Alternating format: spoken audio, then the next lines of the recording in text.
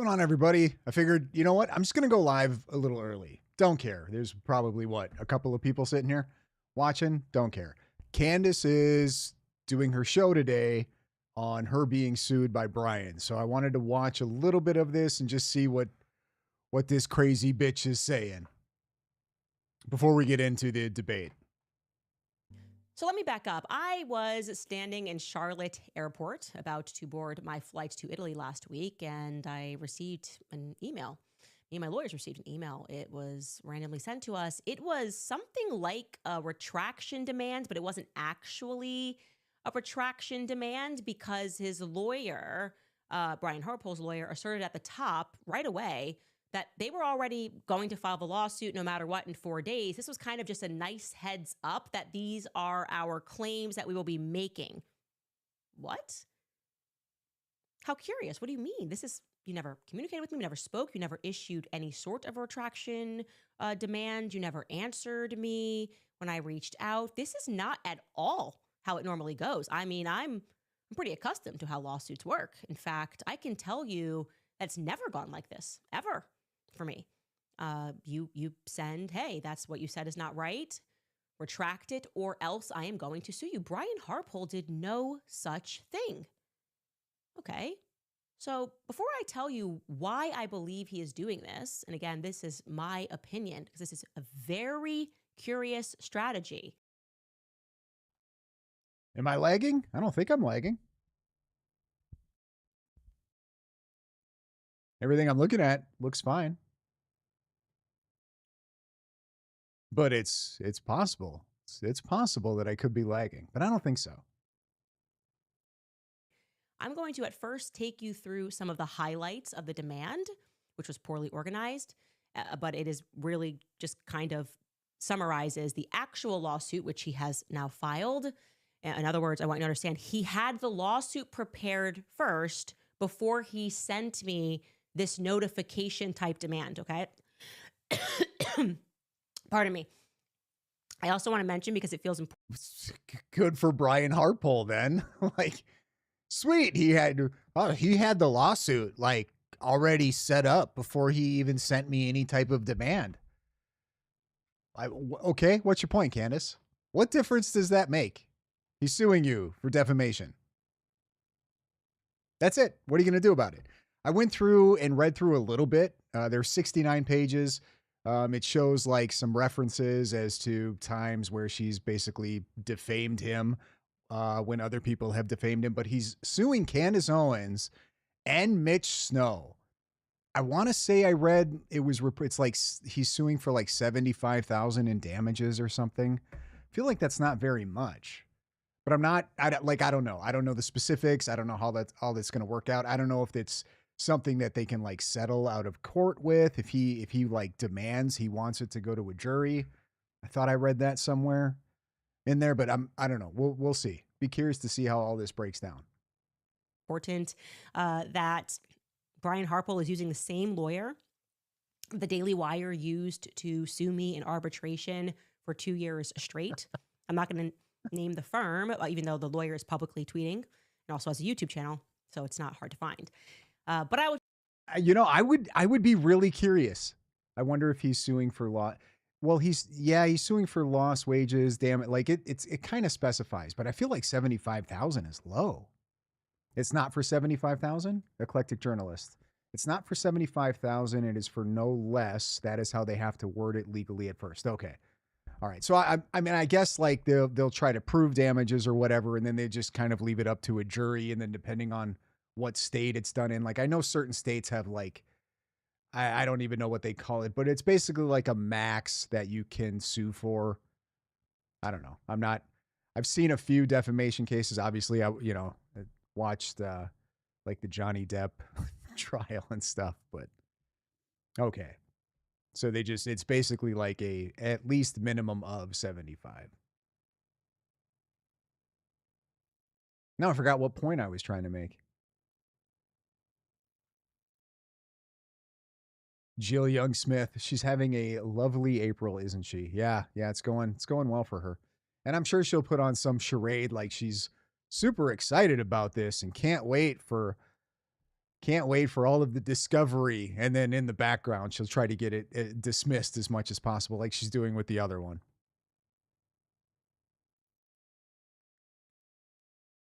Marlboro Light 100 saying the man responsible for protecting his client was part of the murder is damaging to his protection agency. Yeah, 100%.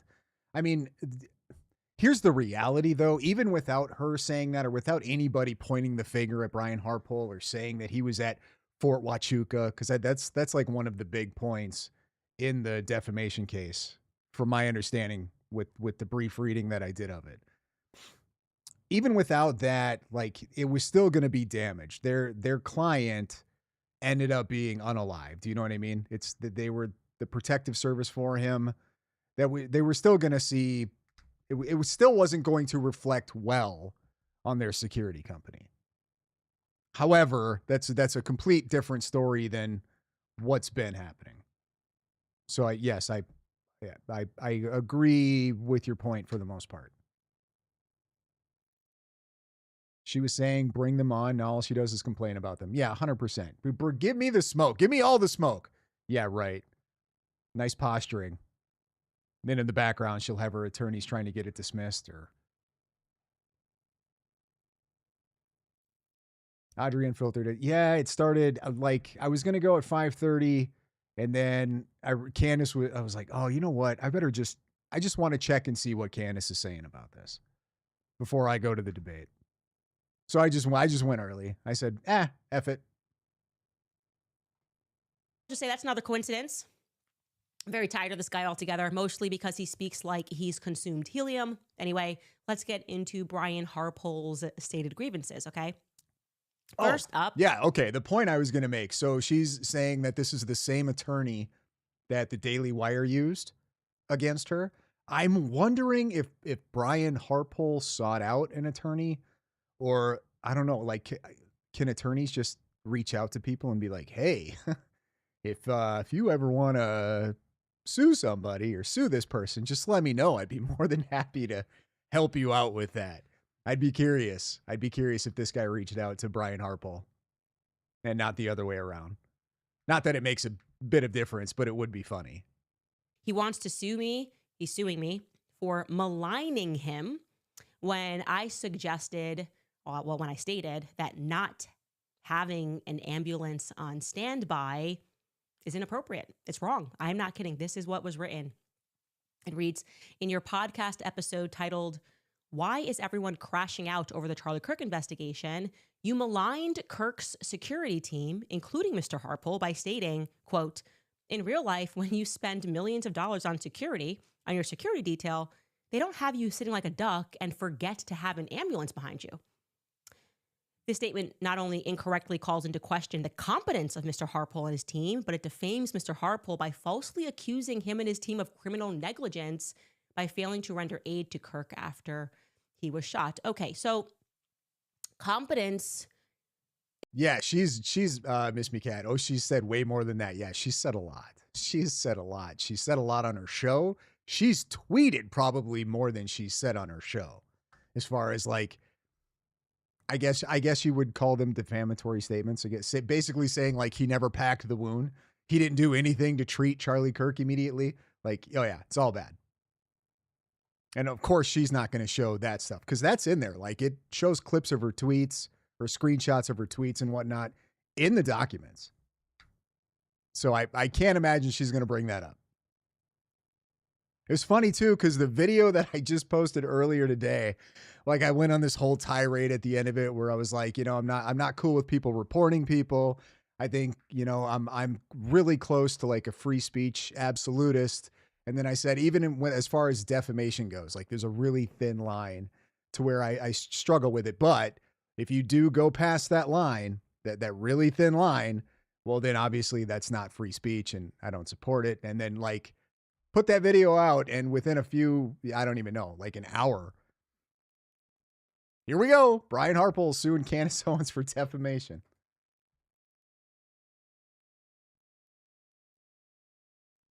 Adrian filtered. So yeah, it says, I forget his name, but then it says like celebrity attorney. I don't even know what that means. Does he like have a show or something? Or does he like represent celebrities? I don't know what that means. I'm going on the fly here, guys. I didn't really look into this much. I read through, like I said, I read through the case files briefly just to see what's going on. Is a matter of opinion, Brian. I don't believe you can sue people for thinking that you're stupid or that you're ugly or that you're fat. I don't believe I can sue Trump for thinking Brigitte is the most beautiful woman in the world, more beautiful than me at the very least. It's not even close, as he says. And I don't think I can sue Trump for making the repeated claim that he views me as someone that is low IQ. So I don't know that competence is really a claim. Also, I would argue that it is almost a matter of fact that a security team that is paid many millions of dollars annually should have had an ambulance on standby at an event, especially when it was a part of their normal repertoire to do so. Is everybody forgetting? There's no way she's going to spend this portion of this episode discussing her being sued just on the so I said there should have been an ambulance there. Big deal. You can't sue me. Like, she's not going to just ignore everything else, right? What a sick, twisted, bad word. I used to work for Turning Point USA. I'm fairly certain that almost probably at each and every one of my many events that I have done with Turning Point USA during a time period when Brian Hartpole was always a member of the security team, we had an ambulance on standby. So yes. that actually felt... Yeah, she's still bringing the whole... Trump said that Brigitte Macron was prettier than me. What's it like the third time she's brought it up in her show? I'm sure she's tweeted about it a few times. That's so hilarious. Exceptional to me. It is not my opinion that it is my opinion that not having one on standby, especially when the person that you are providing executive protection to texts you guys the night before and says, I think I'm going to be killed. It's my opinion that it demonstrates professional incompetence not to have an ambulance on standby in case anything happens. Sorry, Brian. I most certainly did not accuse you of criminal negligence. That term did not come from this podcast. In fact, I hadn't even thought of that term until you put it all over a lawsuit. So we should just... The ambulance thing is stupid. It's a nothing burger. It's a non-argument. An ambulance being there or not would have made no difference in the outcome of what happened. None. Zero. So she's just going to pretend like this is the worst thing that she said against Brian Hartpole. And that this is just crazy that they're suing me. There's no way. All I said was he needed an ambulance. Like, come on. It doesn't matter. It doesn't. It's like, normal people who just have a regular brain can see the gaslighting. They can see the manipulation. But for whatever, it's just the candidates don't want to. They don't want to see it. Especially this far in. None of them are going to want to admit that they were wrong or that they were duped or that they're retarded. Even though they are incredibly retarded. As time goes on, it becomes more and more surprising to me just how retarded some of these people are. It's incredible. Look that up and see what the definition is. I did. It says definition of criminal negligence is a reckless disregard for human life or a gross deviation from the standard of care that a reasonable person would observe, resulting in serious harm or death. Okay. Unlike civil negligence, it is a crime prosecuted by the state, often leading to imprisonment, involuntary manslaughter charges, or major felonies. Okay. Thank you for introducing us to that legal term, Brian. What else is Brian upset about? Well, I would argue that the next point actually demonstrates incompetence, okay? Brian wants to sue me for something that I literally never said about him. Mind you, this was actually the very first point of the letter. It was dizzying. It reads, it is in your podcast episode titled Charlie's Angels or Demons, you implied that Charlie Kirk's security team, including Mr. Hartpole, had insider knowledge about Kirk's assassination. Specifically, you questioned how the security team knew that Charlie Kirk was dead before official confirmation. The false and defamatory nature of this statement is obvious, as it implies that Mr. Harpel and his security team not only had foreknowledge of the assassination, but were also complicit in it. Want to know the truth? In that particular episode, we never mentioned Brian Harpel or referred to him even once. The episode, as it implies, is about specifically Charlie's chief of staff and Terrell Farnsworth, the head of the AV team. The specific quotation to which he's referring to is about Terrell Farnsworth, because it was Terrell Farnsworth who notoriously announced in a selfie video that That's Zebra Life. Have you seen the Candace people that are starting to see her BS are now just moving to the idea that her and Erica Kirk are working together for views, support on both sides? I've heard that. I've heard. I feel like a few people spew that every once in a while, and I've seen it over the past few months. Like if I wanted, I don't think so. Just because it doesn't seem like Erica would. She's going to put herself in harm's way like that for clicks and views, for more TPUSA support. She doesn't need it. She doesn't, you know what I mean? Charlie Kirk unaliving, and I'm just going to say this because it might sound a little fucked up, but that was enough boost for TPUSA. They didn't need Candace to come in and fabricate some crazy conspiracies and have this like fake war to drum up support. Do you know what I mean? Candace didn't need to do this. Candace could have jumped on board with TPUSA and Erica and had a kumbaya thing. Like, they would have done just fine doing that. So that doesn't, but I see what you're saying as far as like people who are like, oh crap, Candace is looking really bad here. This is just, maybe she is full of shit. I'll just say that they're working together. Yeah, I get that. But no, that again, that's another, it makes no sense whatsoever. If you want to put a stupid, tinfoil hat on and just completely avoid logic and reason altogether, sure, I guess you can run with that. Charlie Kirk was dead. How did we get from the debate to Candace? Well, we haven't started the debate. I started the live stream early because I saw Candace was going live to talk about her being sued by Brian Harpel. So I just wanted to go into this quick, start the live stream a little early just to see what this crazy bitch is saying about being sued. And she's already like twisting and manipulating. She's obviously not. There's 69 pages. So far, she's shown like 2 clips of 2 paragraphs, basically. So that's why we're going to get into the debate. I haven't seen the debate yet, and I want to watch it. Like 2 minutes after Charlie went down. So when no one could have possibly known Charlie was dead. Okay. My full quotation, which for some reason is not included, was, what were Charlie's closest friends and allies and the people that were going to carry on the torch at Turning Point USA doing? Oh, they were picking up phone calls like Mikey McCoy. They were already filming themselves prematurely. Yeah, I agree. Les Bennett, Candida, Cantifa, Candace, whatever, is acting different, not acting so high and mighty. Yeah, it's crazy, isn't it? It's a little kind of a defensive attitude. This is weird. How come where's all that? Where's all that? Give me all the smoke attitude. Where's that at, Candace? Oh, I never said anything. I never said those things. I never said anything defamatory. I was just questioning things. I don't understand why everybody's mad at me.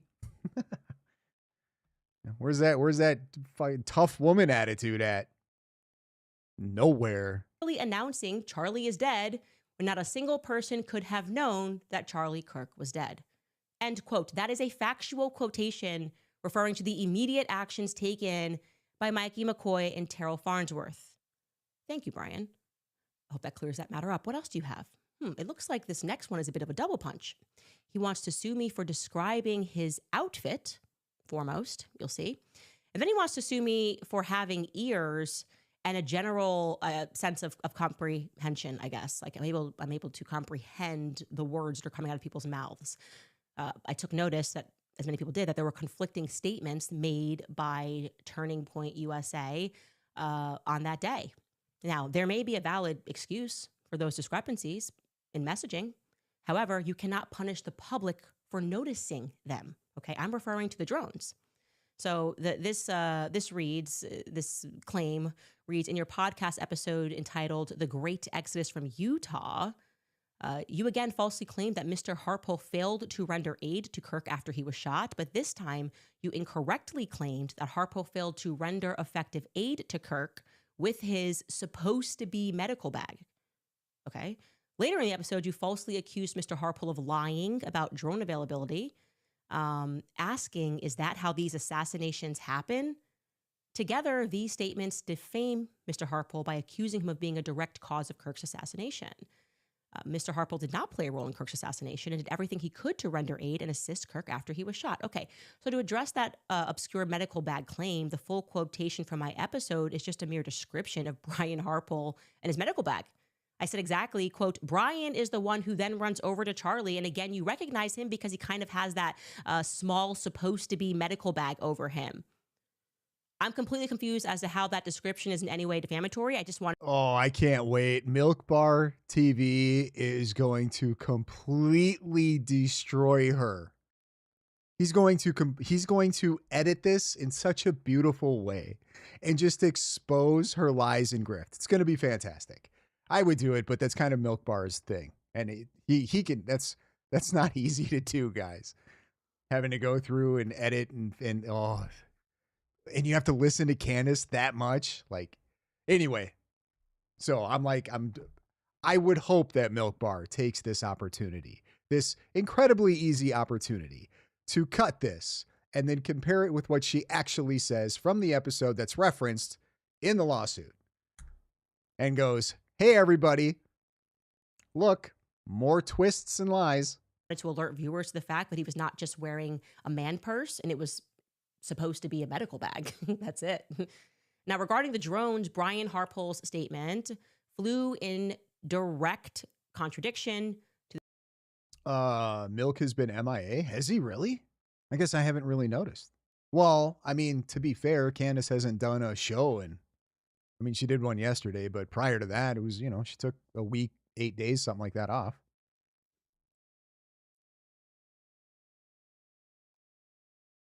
the statement that was given by Frank Turek. Okay. That's confusing for the public. Take a listen. Yeah, that's another thing too. Milk Bar TV. I mean, he's got a lawsuit of his own that he's dealing with. So who knows? He might be busy with that. I spent thousands of dollars on drones last year and got the guy's license. But if the area lies in the Provo, Utah airspace, I can't fly it. That's a 107B. We can't break the rules. Right? And then you had secondary restrictions, probably due to heavy foot traffic for the school, but I can't go in and break the rules. Anyway, on our way in, we had drone footage of the crowd building. And Charlie had it on his phone. I said, Charlie, I don't like this place. There are too many buildings. Charlie just kind of brushed it off because, look, we have a security team. And he wasn't going to cancel an event. So we're driving in, Megan, and his team has drones up looking at the crowd from above, and they text him some video. And there's thousands of people there an hour before the start. And I said, Charlie, I don't like this place. There's too many buildings. Now, again, there very much could be a clear reason as to why these statements are conflicting, but you can't be mad at the public for noticing that the statements are conflicting. Also, did anybody? Well, that's about the most graceful Candace I think has ever been in a claim that she's made. I don't recall her ever like prefacing anything she's about to say with, well, there could very well there could be a clear explanation for this. There could be a clear logical explanation for this. Or it could be this. Has she ever done that? I think that might be the first time where she's done that. Actually fact check Brian Harpole's earlier point because I did. He says, well, I can't break the rules. You can't fly drones in Provo airspace. Well, I actually spoke to someone regarding that who has good knowledge of the rules regarding Provo airspace. And he said, yeah, you can't fly in Provo airspace, meaning around airports. Marble Light 100, does she not have a lawyer or a team looking out for her? Litigating this on her show is a very bad idea before a lawsuit. I don't think she cares. I think she thinks she's just untouchable. Like it doesn't matter. And she might halfway be right. She might be in a position to where she's too big to fail. Audience is too large. She has too many people in her corner. And if anything, stuff like this just like reinforces their support. So I don't know. It's tough to say. I mean, I don't know. I don't know how a defamation suit would work out. I don't think we see happen to Candace Owens like what we saw happen to Alex Jones, for example. Like, I don't think we see that. I think she'll lose some of the defamation cases, but I think like as far as like how much she'll have to pay out or things of that nature, I think we see instances where it's capped. I could be wrong, but I don't see Candace Owens losing everything and going completely bankrupt, regardless of how many defamation cases. Like she's making so much money. I don't feel like she could just pay defamation cases. Like if this grift doesn't stop, if we have years and years of this grift, at some point she can only defame so many people that are involved with this. But I don't know. All I know is she's making a crap load of money and she's going to continue to make a crap load of money. You would have to get clearance. You can't fly near hangars, but you can fly drones in Provo. So his whole excuse of why he didn't even bring drones, we should probably take a second glance at. Again, this is according to a pilot who I know who's in charge of drone training. Never gonna happen. That's never gonna happen. S-File says, Mama Owlbear, yeah, she needs to learn to shut up. Nah.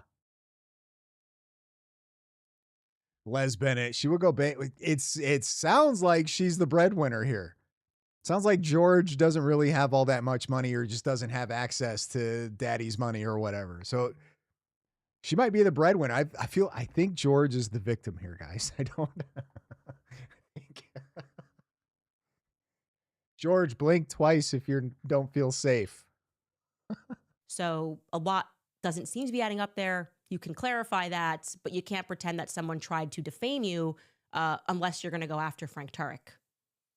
Anyway, let's actually pivot to the lawsuit because it is remarkable. I want to talk about this. Marlboro Light, he says, I do feel a shift in public perception of Candace. There is definitely way more people seeing her evil behavior for what it is. I'm going to top you on that one. So something happened that I didn't think was ever going to happen.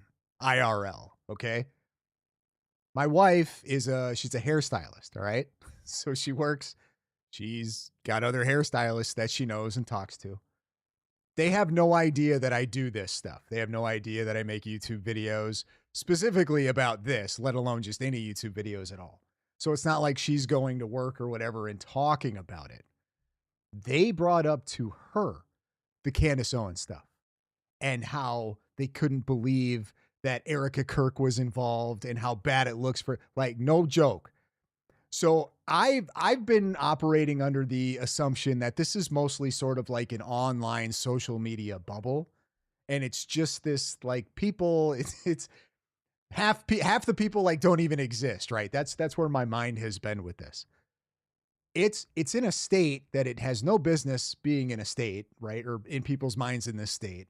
Not a large city, okay? It's not a large city by any stretch of the imagination. And they're watching it on their phones while they're at work and discussing it with their clients. So if you guys don't think that this is a problem, like where I was like, it's only a few million people, maybe. No, I think this is a much bigger problem than I was anticipating it being, which is incredibly scary.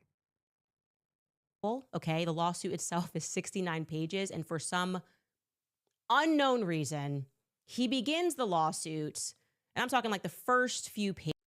Marba, these women could be terminally online. Let's pray. I don't know if you know any hairstylists, but they're not in my experience, okay, I don't want to like paint an entire group of people with one big brush, but in my experience, their online is they're very Snapchatty and TikToky, but mostly just not conspiratard shit generally. Pages with strong support for Israel. I guess that's mandatory. Candace is anti-Semitic, just even though Brian Harpel's not Jewish. I am not Jewish. Charlie was not Jewish. He mentions this just kind of sporadically in a paragraph where he's painting this picture that I'm a conspiracy theorist. They also mention, we can bring this up here on point 19, that I don't believe. You are a conspiracy theorist, Candace. What the hell are you painting a picture? You're painting that picture all by yourself. They're painting this picture like I'm some sort of conspiracy theorist crazy person. Bitch, you are. Like, you're doing that. They aren't doing that. They're not painting you with that brush. You have the canvas right here, and you do it daily and have been for, I mean, really longer than that, because basically a conspiracy theorist when it came to the Brigitte Macron stuff. The moon landing. Guilty as charged. Guilty as charged. I think the moon landing was fake. I'm not sure what this has to do with anything, if I'm required to believe the moon landing is real, but he just kind of mentions that. And then, you got to have that random strong support for Israel right at the top, which is why also embedded is the mandatory picture of Bibi Netanyahu. You got to let these people know where you stand on Israel before you even get into the substance of a lawsuit. So I appreciate that preamble. That's just called our standard constitutional preamble. He's with Israel. Okay, cool. I'm going to do that when I respond. And yeah, she's getting boring and unoriginal, and she's so late to all of this stuff. Like, these are all conspiracies from more than a decade ago. The whole Israel did 9/11 thing, that's been out. Like, and then now it's gotten, oh man. Maybe Candace is an op, and maybe she's an op to make the conspiracy theories look incredibly stupid. Like the real ones, the ones where there are legitimate concerns and questions, as opposed to things like Charlie Kirk, like the moon landing, whatever, right? The moon landing is fun. I think that's a very fun conspiracy theory. The fun kind of stops when you when you have like people going up to the astronauts that allegedly went to the moon and like confronting them to their face and calling them liars. Like, I don't know if we need to go that far, guys. Even if they are, like, just chill out, relax. But no, when you start spreading conspiracies to the point to where like innocent people are being harassed, threatened, even attacked, like, okay, now we got a problem. Now this isn't fun and entertaining anymore. I'm saying, I just want you to know, I love Israel. Just saying that. I now want to draw your attention to the obscure argument that he is making. So just pages and pages of him just kind of painting a picture of who I am. But he comes out and kind of makes this obscure argument that he is a private citizen. Okay, that's point 29. He's trying to assert that he is a private citizen. Marrowlight 100, if they're grown women on TikTok, that makes sense. That's where a lot of this stupid shit comes from. My experience has been people asking what happened to Candace. I also live in a liberal hellhole. Well, I don't. I live in a very conservative area, in a very conservative state. So I guess maybe then, like in my case, it might make sense that they just happen to be watching Candace Owens since she's a conservative talking head. I don't know, but just wild to me is all. Like, I didn't imagine at any point that my wife would come home and be like, guess what some girls were talking about today? Like, I don't know. Tell me. Candace. I was like, no shot. That's not good. Citizen. Now, let's take a look at this. Despite 2 podcast appearances, Harpole remains a private individual and not a limited purpose public figure. He has social media accounts that he does not use for posting content. He has no public platforms to effectively rebut or counteract statements. And his involvement in the controversy is limited to 2 defensive appearances. He did not seek publicity or attempt to influence public debate. Huh? I'm sorry. First and foremost, why is he doing that? That's very important. Let's get to why he is trying to assert that. I know I went on Sean Ryan, but I'm a private citizen. That's because he doesn't want to have to meet the actual malice standard, right? You're a public figure. You have to meet the actual malice standard. Meaning you have to prove. Brian Harpole is not a public figure, Candace Owens. Brian Harpole has done 2 podcasts since he's been accused of allegedly either having foreknowledge, being a part of, or not doing his job. 2. And he's very clearly stated why he did those podcasts. It was to clear his name. That's it. He is not a public figure. You're screwed, Candace. Prove that I knowingly published something that was false and that I did it and acted in total disregard to the truth. I knew what the truth was, and I said, I don't care. I'm going to publish this. It's a hard standard to meet.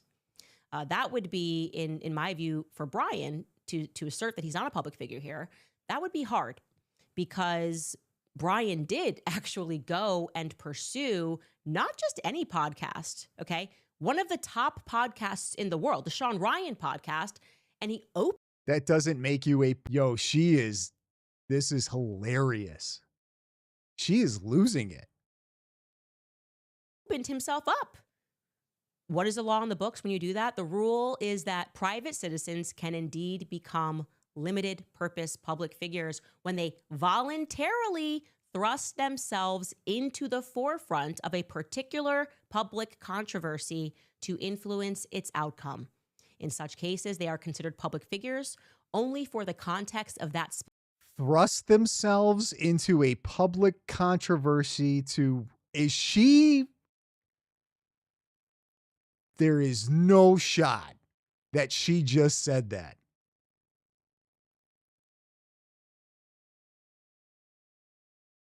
Okay, I think I'm done. I think I'm going to go to the debate now.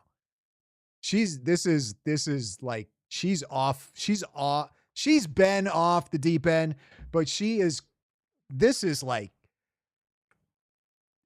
manipulation, desperation. Like, I don't think I've ever seen from somebody. The left isn't this bad. The left is not this bad. Or they might be, but I can't recall anybody off the top of my head that is this far gone or this desperate or this manipulative to spin something the way she's trying to spin this right now. This is mental. S-Files. Yes, she is effing mental. She's the one who threw him out her, Valhalla, like all of them. They all threw him out into the public. Like, that's why he went on Sean Ryan.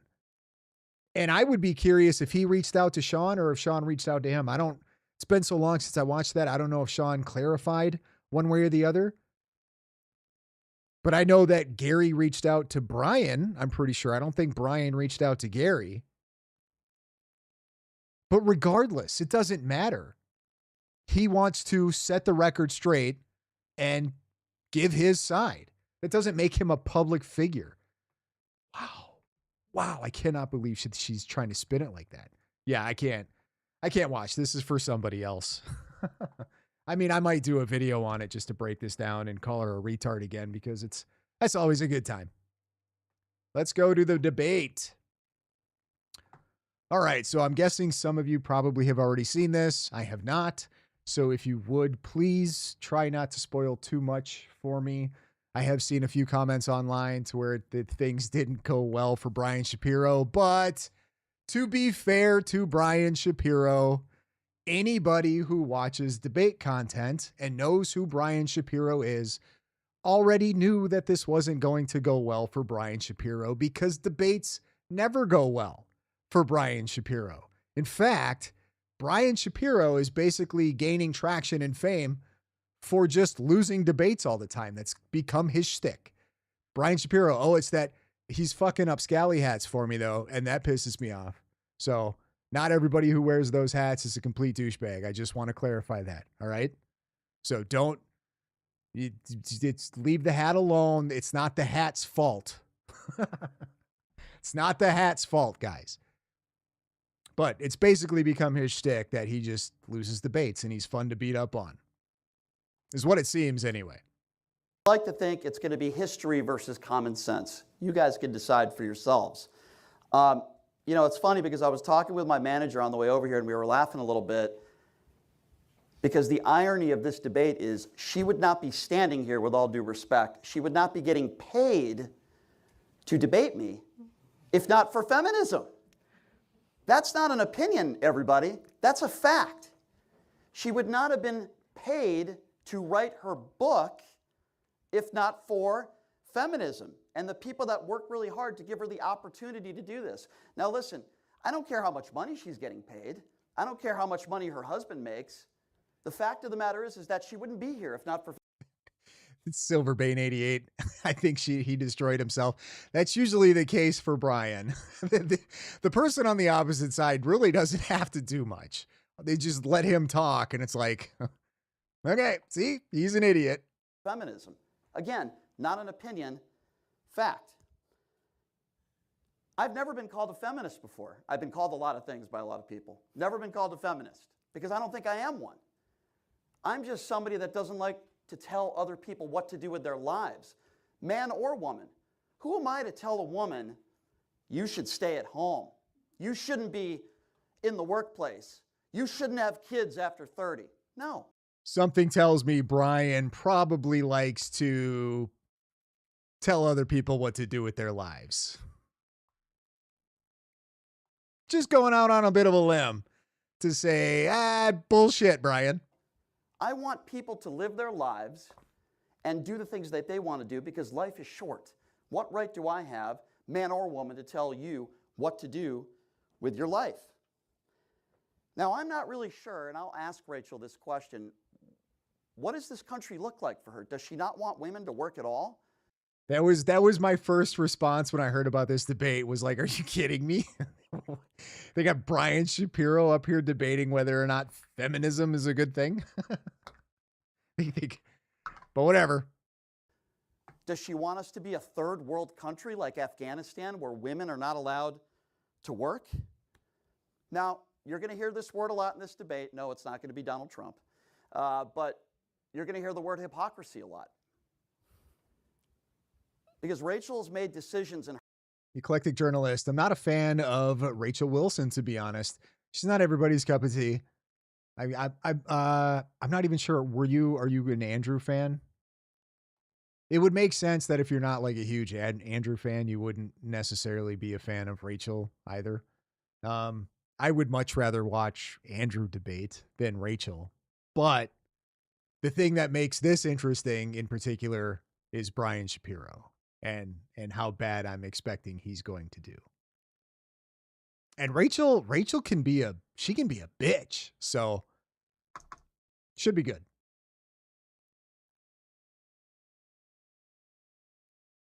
Theater boy Brian.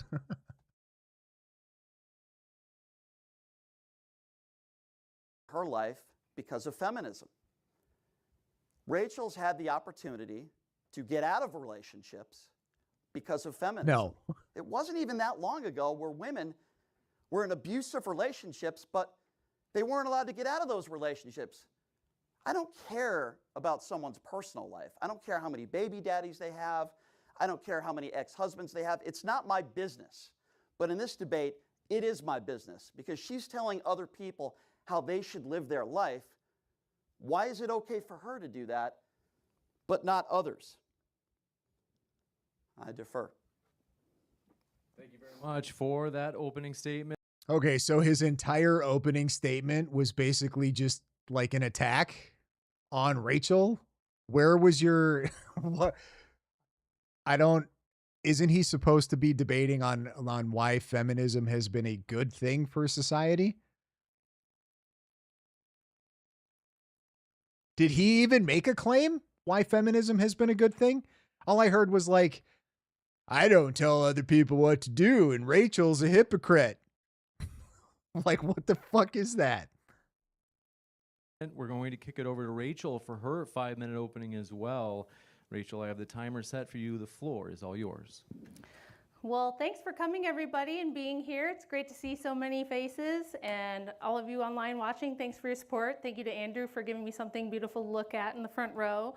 A whole straw man opening is brand new for me, but that should be fun. So for my opening, the topic of the debate is, has feminism been good for women and children? I'm glad we're talking about this because the whole reason I do this is that feminism has destroyed the lives of children. So let's talk about the promises of feminism, what it told women and children it was going to do, how they got suffrage passed, how they got the whole agenda passed. It was supposed to provide women with safety, equality, and happiness. Let's look at the last 100 years and see if feminism has delivered on any of those promises to women and kids. So after no-fault divorce became kind of the law of the land starting in the 60s and spread across the country, we changed all of society. Prior to 1950, there were only about 2% of kids living with single parents in a single parent home. Now that number is over 40%. Contrary to popular belief, women were allowed to leave abusive and dangerous marriages prior to no fault. No fault divorce didn't mean no divorce, it just meant you have to have a reason.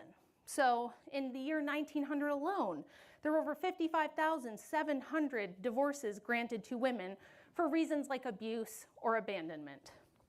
Now you can just get one because you're not feeling it anymore. So what we have is broken homes, and the effects of broken homes on kids are extremely well explained in the data across all the data sets, and they're very consistent over time.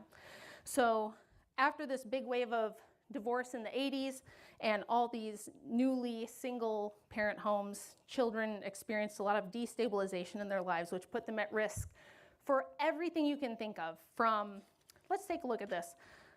Fatherless homes account for children. 90% of kids who are homeless come from a fatherless home. 85% with behavioral disorders. 75% of kids in substance abuse treatment centers. 88% of kids who are committed to psych wards come from broken homes. If you look at abuse of all kinds, all the data sets show that kids who are living with a single mom and their partner are at the highest risk, more than 10 times more risk than children who are living with both married biological parents. Also for women, domestic violence didn't go away because of no-fault divorce. It shifted to cohabitative relationships. So the domestic violence rate dropped for married couples, but it skyrocketed for cohabitating couples. You are at 40% higher risk of getting abused by your boyfriend than you are your husband if you live with your boyfriend. Oddfielder, I don't agree with either side. Listening just for your chat, Bronson. So the problem with the whole feminism debate is there's so much nuance when it comes to feminism as a whole. Like you could argue there are some net positives. Can also argue that there are some net negatives. So like I don't know if it's as simple as like an abortion debate, or as like a Trump is doing good versus Trump is doing bad debate. There's plenty of other debates that are much easier and less nuanced to debate than this one, in my opinion. The problem is that Brian, I don't think is going to be able to make any good points because he just sucks at this. Like it doesn't matter. We'll keep watching. So much for safety, I guess. What about equality? Will men still do all the dirty, dangerous, difficult jobs? 92% of all work deaths are men. 90% of all infrastructure jobs, the essential CJ 7011, eclectic. If you stop feeling and start thinking, maybe things would be different. Easy, killer. Easy. infrastructure jobs that run everything you see here are done by men. Women get less time for the same crime. Men get 30% longer sentences. Women get 40% more probation than sentences for the exact same crimes as men. Single mother households dominate welfare. 85% of SNAP money goes to women, to single moms. And if you look at welfare and out-of-wedlock births on a graph, they go up in tandem over the last 70 years together. So what about happiness? Are women happy? Well, unfortunately, no. We now have 26% of all American women are on at least one psychiatric drug. There's been 2 major studies done on women's happiness since sexual liberation. The paradox of declining female happiness and a follow-up study called the female happiness paradox. Both data sets across time, culture, economic status did not matter. women's happiness has decreased both absolutely and relative to men. So in summary, no, feminism didn't deliver on its promises. It hadn't made women and children safer or happier. It made them more vulnerable to abuse and exploitation by removing the men that have the most interest in protecting them, and that would be their own fathers and their own husbands. Thank you very much for that 5-minute opening as well. We will jump into the rebuttals. These are 5 minutes as well. Brian, I've got the timer set for you. The floor is all yours. The word would be hypocrisy. Rachel just talked about abuse, divorce. I want to be very clear with what I'm about to say. It is normally not my business to talk about how many children you have, how many ex-husbands you have. But when you have somebody to my left who wants to tell other women how to live their lives, I'm going to bring this up, and I'm going to bring up some studies. Now, Rachel has 3 baby daddies. Why is that important? Well, Guzzo and Firstberg's study says that if you do have multiple baby daddies, the family has higher stress, more likely to have more mental health issues, the things that you claim that you care so much about. I do as well. The Dorius study, lower income and families most likely in children have a lower education rate. The Rutgers study, you just talked about physical violence. The Rutgers study, which, by the way, these studies have just come out in the last couple of years. You could look it up if you would like on your phone. By the way, you want to go back to 50 years or 100 years ago, then why do you use a cell phone? I'm just curious. Why do you use a cell phone? You can laugh, but if you want to go back to the way things were 50 or 100 years ago, we were a slavery nation. Are we still a slavery nation now? Do you want to go back to slavery? Should black people be allowed to vote? I'd love you to answer those questions. But anyway, going back to that Rutgers study, if you have multiple baby daddies, there's a much higher rate, in fact, a 24% higher risk of physical violence and sex abuse. A Halpern study, among other studies, you're likely to be below the poverty line if you have multiple baby daddies. Now, you might tell me right now, and I would believe you, if you said, I got through it, my kids grew up to be great people, and I would say, I'm happy for you, I think that's great. But why is it okay for you, but not okay for them? Why is it okay for you to say, well, you know what, I made some, maybe you won't say it was a mistake, I don't know, I'll ask you. But why would it be okay for you hypothetically to say, I made some mistakes, but, you know, everything turned out okay, my kids turned out okay. Why can't other women use those same excuses if they have kids after 30, or if they want their own career? If you want to be a stay-at-home mom with kids, I think that's great. Go ahead and do that. What isn't this his rebuttal to her opening? What does it have to do with anything she said in her opening? But if you want to be out there in the workforce and be a doctor or a lawyer, you should be allowed to do that too. And Bible thumpers shouldn't be telling you what you should or shouldn't do. That's exactly what you do, Rachel. So I'd like you to explain to this audience right now why it's okay for you to have 3 baby daddies, why it's okay for you to take those risks and those studies that I just mentioned for your kids, but why is it not okay for everybody else? We will switch over to Rachel for her 5-minute rebuttal. Got the timer set for you, Rachel. The floor is all yours. So what you just heard was amateur hour of somebody who does not know how to make an argument, somebody who doesn't know what a debate is or how to Ad hominem have attacks. a debate. You can't Ad hominem interrupt. attacks. You can't. You can't interrupt during the No. Is he just he's accusing her of an ad hominem attack while his rebuttal was just one big long ad hominem that didn't even address her opening statement? What? Yep, go ahead. Again, amateur hour.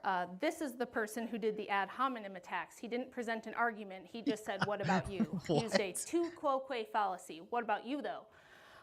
This debate has nothing to do with my life or your life or Yes, my it does. personal life or your personal life. We got to mute you. Okay. You're going to interrupt. Control yourself, Brian. Yeah, Sean, please mute Brian. staggering lack of self-control. So again, another fallacy, a straw man fallacy. My argument was not that I can tell women what to do. My whole entire opening was just explaining what has happened to society in general, going over data, There was no condemnation of working mothers. There was no condemnation of women who need to leave abusive relationships like I did. There was no, we need to go back to slavery, which was 50 years ago, I guess. Again, not sure how this person is employed in media. But all that aside, he did not address any of the arguments I made, which were that, actually what he did was support my arguments by saying, yeah, when families are broken up, it's bad for kids. When we see divorce, rampant divorce, children raised in single household families, it's bad for kids. Yes, it is. Now, if everyone was only getting divorced in instances of abuse or abandonment, we would see divorce rates much closer to numbers that we had prior to no fault. You would see, if you look at surveys, the reasons for divorce, things like legitimate physical abuse are very far down on the list. They're usually like 4th or 5th. The number one reason is irreconcilable differences. I fell out of love. Mama Albert, I know this is a response to Eclectic, but I just wanted to. They say that people without a stake in the game shouldn't vote. That's not a bad argument. It's tough, right? Because I would assume the whole argument behind that is if you're not like a net positive to society, maybe even like fiscally, the way that you would vote, chances are like if you're taking more from the system than you're contributing, your vote is probably going to reflect that. Therefore, you're going to vote for policies that would basically award you more free shit, as opposed to somebody with a higher stake in the game, somebody who has contributed more fiscally than they've taken. Well, that would go against them, right? Because now you're basically going to take more from them to support you. So I don't necessarily disagree that I think you should definitely have some type of stake in the game in order to have a vote. Mr. Johnson down the street makes me feel sexy. I need to find myself, and the kids are resilient and they'll get over it. What I'm against is this frivolous breaking down of families to chase personal happiness. The kids don't get over it. We have massive studies on what happens to children. This must be coming up in the debate, but it wasn't no women should vote. I don't necessarily think like the whole, I understand the argument where women vote with feelings and that can be a problem. And there's there's studies to show that there's a large reason that we have the amount of liberalism, the crazy liberalism that we have now, because women are more apt to be liberal and they just vote liberal, even though they don't necessarily understand the policies that the radical left is trying to push. So they just kind of vote on feelings as opposed to logic. I get that argument. I don't think like all women shouldn't be able to vote though. But same as men, they should have some type of stake in the game, whether that's they should be married, they should have a child or even X amount of children or whatever the case. Like I wouldn't be opposed to people needing to have some type of stake in the game in order to have a vote. After divorce, and as Brian brilliantly laid out, it's very bad for kids. We see the worst outcomes for children coming from broken homes. So the argument is not.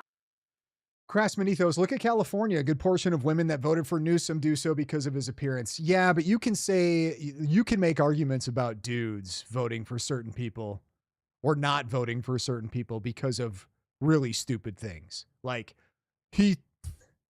I don't like his mean tweets. You know what I mean? So you can make arguments about men that are very unfavorable as far as why they vote or who they vote for. No one can get divorced. The argument is divorce should only be permitted for very good reasons. That was the historic norm for the church. I'm not saying that women can't work outside the home ever. I'm saying that mothers already have a full-time job and that pushing them to work outside the home, creating the two-income trap that's been laid for us by feminism, reduced women's choices. It didn't give us more choices.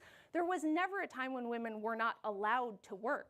It just wasn't the norm because women already had a full-time job, especially prior to the birth control pill in 1965, when most women had an average of 3 to 7 kids, depending on what time frame you're looking at. That's a full-time job. It didn't make sense to send women out to do men's jobs. It didn't make any sense to push them outside the home and force them to work. And now women like me who want to stay home struggle and find that they can't, and find that they have to work when all they really want to do is be at home raising their own children, and they're forced to try to outsource that, which is why most women... I think we need a civics test or something to be able to vote. People don't even know how the government works. What's crazy is you're supposed to graduate from high school and have at least a basic understanding of how the government works. You know what I mean? The 3 branches of government. Like, you're supposed to at least have that. We don't even have that. So schools need to do better. Women only have 1 or 2 children anymore. You can't afford... Like, if you were just to go up to just random people and ask them what the 3 branches of government are, I think you would be incredibly shocked to find out how many could not answer that question. Like, grown-ass adults, not even just like freshly out of high school or Gen Z. Like, I guarantee you there's millennials, Gen Xers, all kinds of them that have no idea, could not name the 3 branches of government and the alleged 4th branch, right?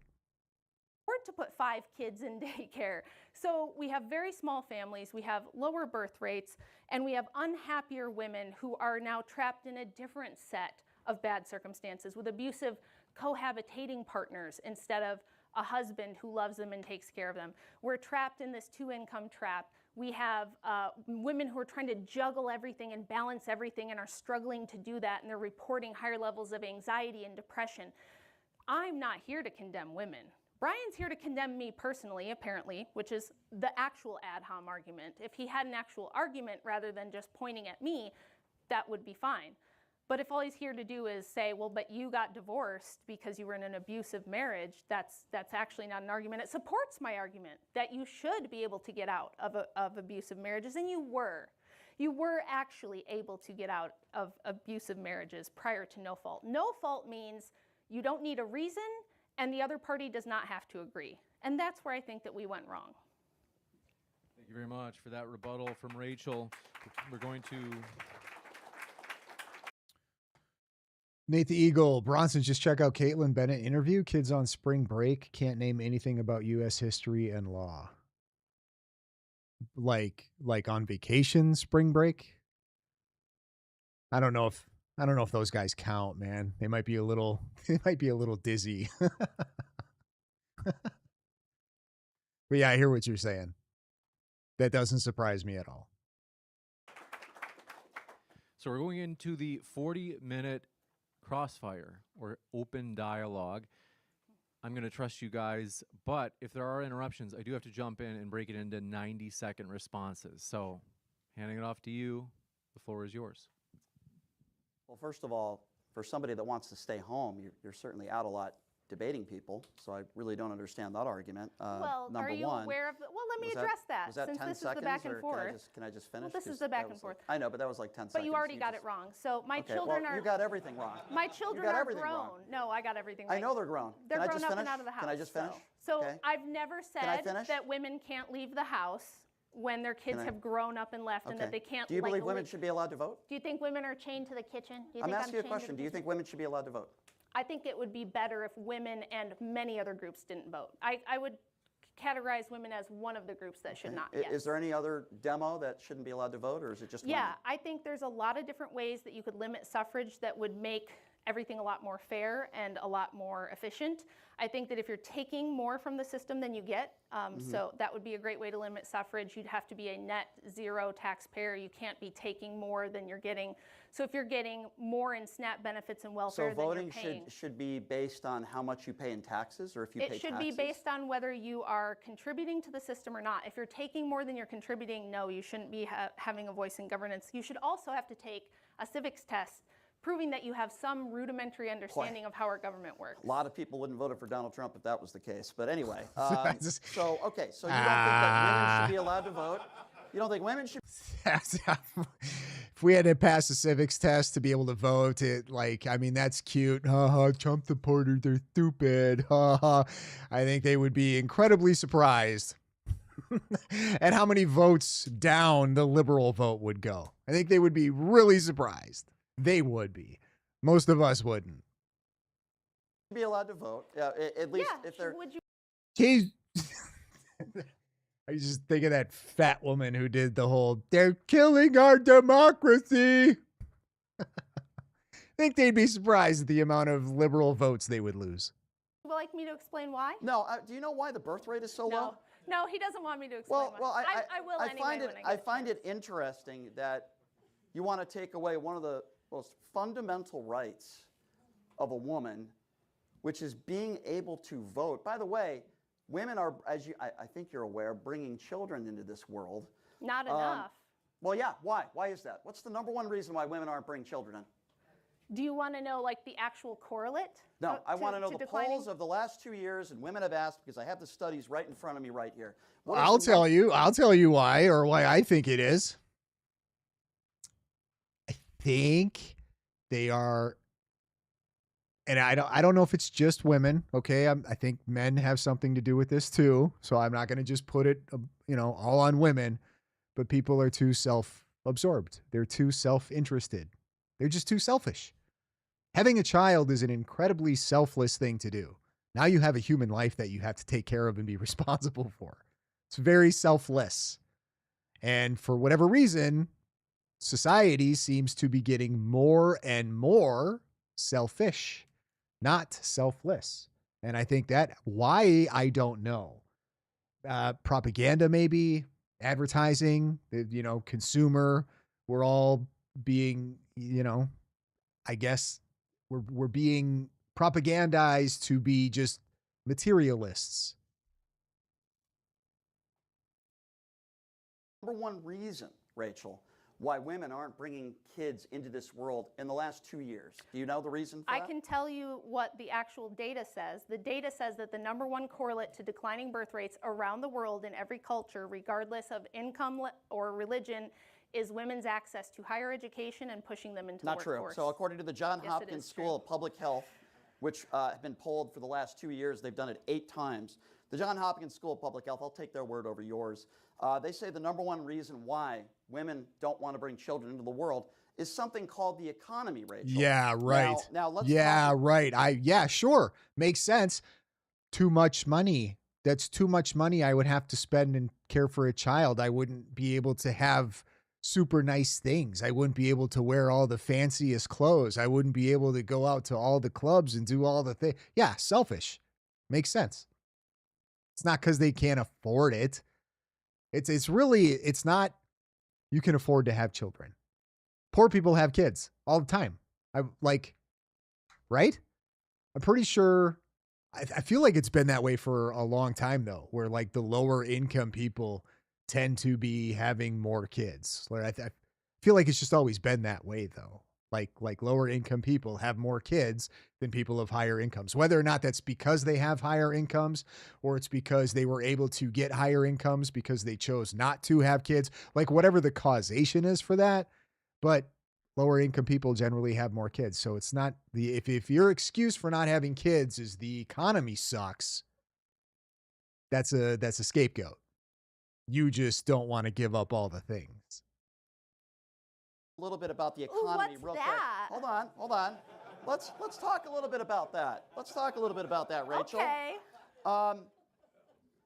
Why are people losing their medical coverage? Why are people losing their food? Christy Katz, you make it work. 100%. You make it work. You drive a Toyota instead of a Mercedes. You know what I mean? You take public transportation instead of owning a car. Like whatever the case is, you make it work and it's worth it. That's what doesn't, all this material shit, right? Your job, your stature, or whatever word you want to use, some prestigious bullshit. That's all superficial. It does not matter in the end at all. You can have all the shiny, pretty things you want. It's not going to fill that hole. Having kids, there's nothing better to do. There's nothing more rewarding than having children and raising children and creating a family. Period. I've seen it. You know what I mean? We all have. We've seen our grandparents. We've been there. We've seen them pass away. We saw the amazing thing that happens when they're surrounded by family as they drift off into the afterlife. That is fucking precious. Rolexes ain't going to be there for you. I don't know why I like Rolexes. I don't know why I brought that up, but I'm just saying there is nothing better that people can do than create families. Food stamps. Is it because they're just lazy and they don't want to work? Okay, You see, because we're doing another straw man argument it's a straw man. because everything's a straw man argument. I'll explain how you're wrong. Yeah, I'll explain why you're wrong. The only people who do have replacement birth rates are the poorest people. So if it was economics, we wouldn't see that the only people having children would be the poorest among us. And historically, everybody has had children during times of So it's because of poor people. I mean, it just depends. It depends what your goals are, Ben. Toyota is better than Mercedes anyway. It just depends. They're probably a little bit more reliable, right? But if your goal is to flaunt, to flex, you're not going to get much flexing done in a Toyota unless your target market is does matter.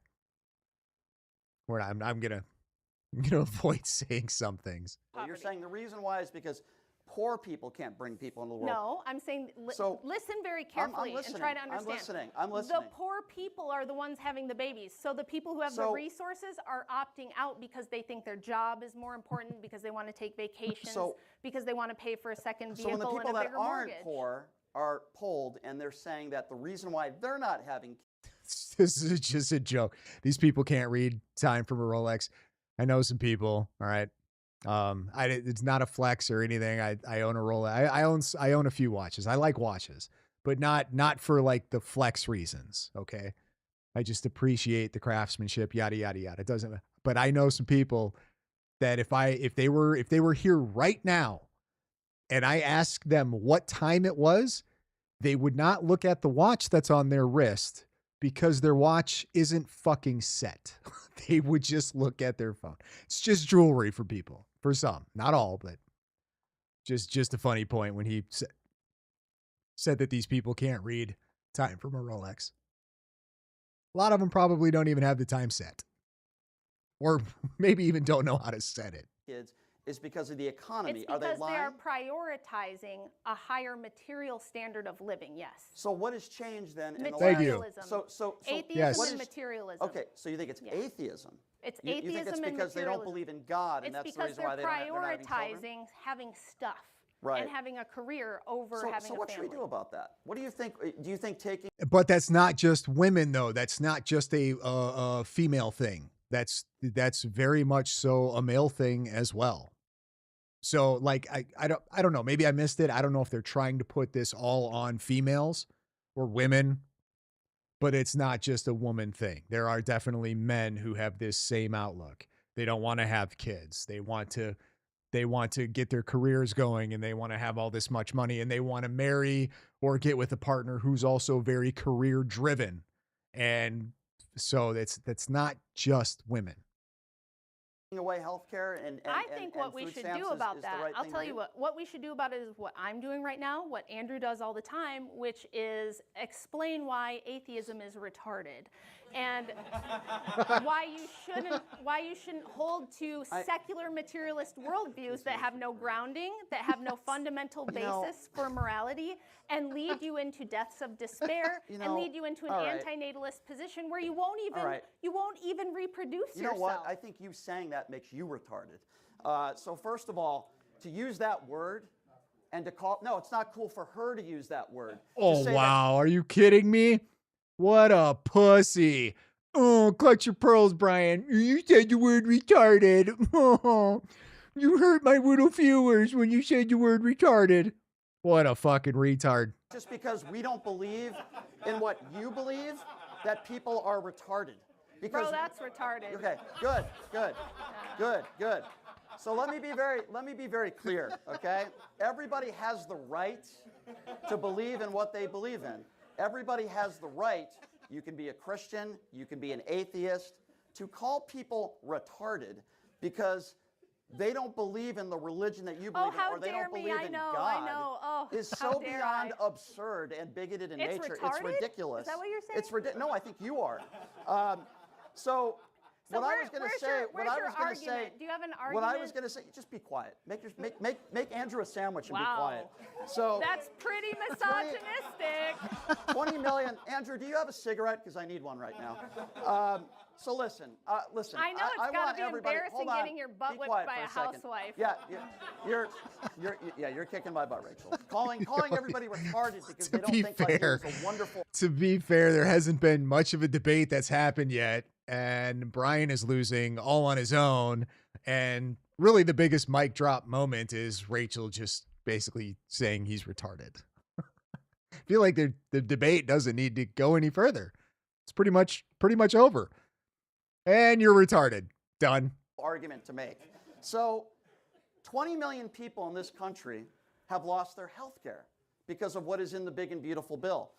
Millions of people have lost their food stamps. And while people that are sitting over there think it's funny that people in this country are struggling, living paycheck to paycheck, many of those people can't afford to have a child. And if they have multiple children, they have to work 2 jobs. They have to work 3 jobs. Now, what happens if a woman hasn't met the right man and she's in her 30s? What does she do there? What happens if a woman is a single woman trying to raise children? What is she supposed to do to raise those children?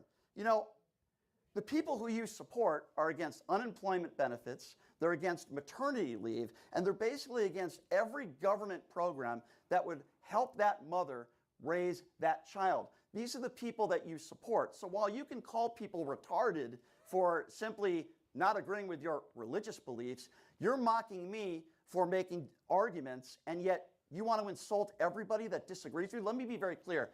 I support labor. Hold on. Who is he talking about? Who's against maternity leave? I don't think anybody's against maternity leave, are they? You should be able to take time off of work to go home and be with your brand new unborn or your brand new born child. Like, no, I can't imagine anybody's like, no, you need to go back to work right now, or the government or your employer shouldn't have to pay for you to take time. I don't know. That's a tough one. I don't know. I don't think I'm against maternity leave. I wonder if there's then we start talking about subsidizing. I don't know. At some point, I have to be able to Okay, at some point you will. Finish the sandwich. So the point that I was trying to make was, I want everybody to believe in what you want to believe in. I'm not going to call you retarded because you don't want to be Christian, because you don't want to be Jewish. By the way, I'm not an atheist. I do believe that there is a higher power. I just don't consider myself an extremely religious person. I would never call you all retarded because you don't believe in the same religion that Rachel believes in. Jill Young Smith, 3201, never heard anyone being against maternity leave. I think they're against the idea that an employer would have to pay somebody for not working. But I would like to hear the arguments that are against that.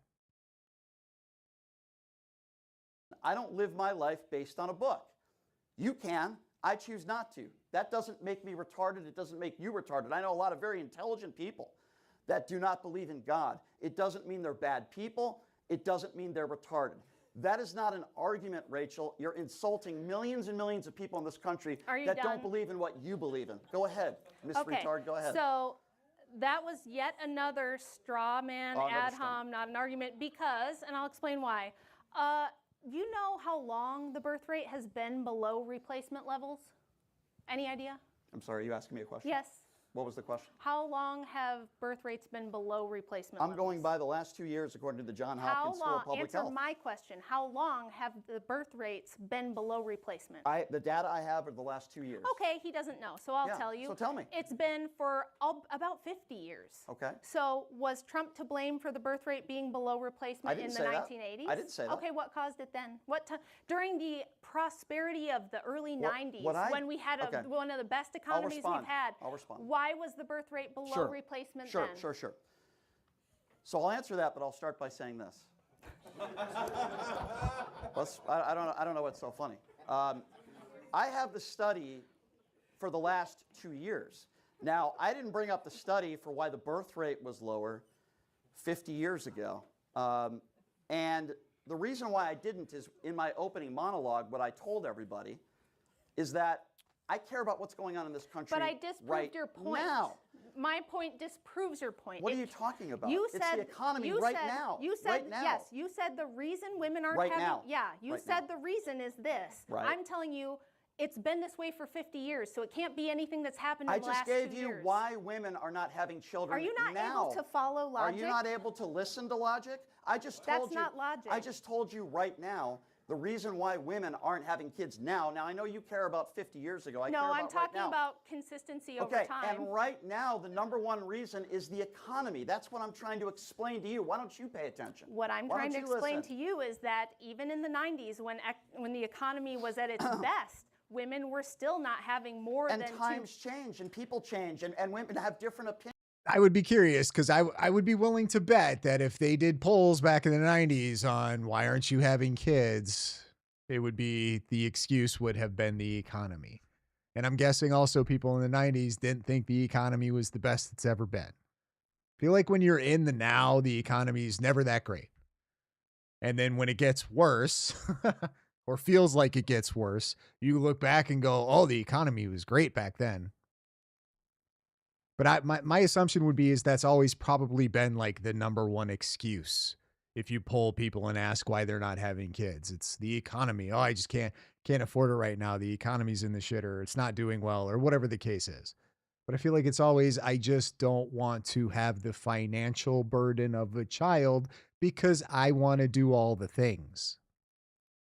What I'm Of why telling they're you doing is different things. this disproves your theory. No, it doesn't. You can take one survey. No, it doesn't. What you have is one survey. How many people were asked the I looked at it from a completely different perspective. It was a kind of a selfish perspective, to be honest with you.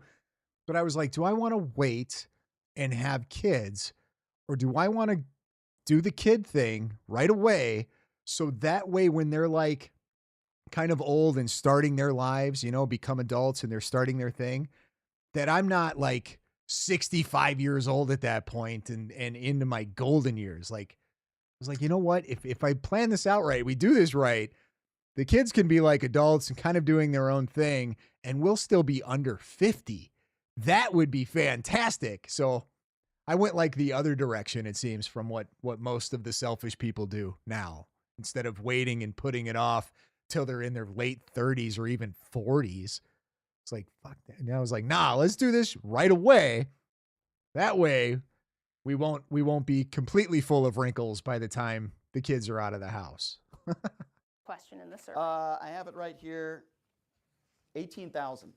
18,000. Yes, 18,000. And they John Hopkins. Right. So you don't think that it could be the case that when they say it's the economy, they're not saying we're starving. They're saying, look, I want to go on a cruise. If you wait for the perfect financial time to have a child, you will never have a child. And it's such a, it's not real. It's not based in reality to where if you have kids, like your life's over and you'll never have the career that you want and you won't be able to make all the money that you want. That's not real at all. I would argue that I probably would be like, I've done okay. Right. I'm a business owner. I'm self-employed. I've done okay. And I did all of this with children. My wife, she is a business owner. Okay. Self-employed. She's done all of this with children. I don't know that that anything would have been different if I didn't have kids as opposed to having kids. I think it probably would have been very close to the same. So this theory that you cannot be successful and have kids is complete bullshit. You can have kids right away and you can still be successful. You can't be lazy. You just got to do it. Just got to do it. It's not easy, but it's worth it. Nothing good is ever easy. Cruise every year. I want that second vehicle. I want a higher standard of living, Wait, and hold on. I Let would me prefer get to this have a right. job and work. So the I can reason have why stuff. women aren't having kids is because they want to go on a cruise. It's That's because not they retarded. want a higher material standard of living. And Okay. so All right. How do you now know that? Well, How do you know that? you did this big long monologue, so now I'm going to do one. If you know anything, about the economics of the last 50 years and the birth rates, you would know that prior to pushing women Nate the Eagle, it's about making smart choices, saving money, and making sacrifices. It's also about learning from your mistakes. That's a huge part. Learning from your mistakes, because you're going to make mistakes. I've made plenty of mistakes, financial mistakes, life mistakes for sure. But you have to learn from them and you have to correct them. And you know what I mean? So that's another really big part. But yes, learning how to make smart choices, learning how to be financially responsible, because some people just aren't born with that. That's a skill that needs to be acquired and then developed. You're not just, you know what I mean? Not everybody just comes out the womb and is and is Jewish. I figured I'd get a little Jew jab in there just for shits and into the giggles. workforce in huge numbers in 1970. Most women with school-age children stayed at home. Overwhelmingly, there was only like 6% of kids who had a mom that worked full-time. During that time, the economy fundamentally changed into a two-income economy where rather than just having the basics, where a janitor who's a father of 5 can support all those kids on one income and they can have a house in a nice neighborhood, they can have a car, they can afford groceries, and they can even afford to retire. Imagine such a thing, like the baby boomers did. When we pushed women into the economy in huge numbers, it did a couple of things. The first is it created that two-income trap, where now you don't have a family wage, you have an individual wage. And on top of that, we changed from being more of a productive economy to what my friend Aaron Clary calls a she economy. And this is more of a service-based, consumer-based, debt-based economy, where everybody is buying more than they can afford, they are financing everything, they are living well above their means, and it takes two incomes to keep this up. And this happened because we gave women a ton of free college. It wasn't really free. They had to pay it back. Women are now the majority debt holders. They have the most degrees, but they also go into life with an average of $50,000 in debt. Are you against student debt forgiveness? I'm not done yet. Oh. So yes, when you have a young woman who spends all of her formative years going to school, she doesn't graduate college till she's at least 22, maybe later, she's got $50,000. This might come out of left field, but I'm completely for student debt forgiveness. Wipe it all clear. Wipe it all clean. Colleges, student loans have been incredibly predatory for a very, very, very long time.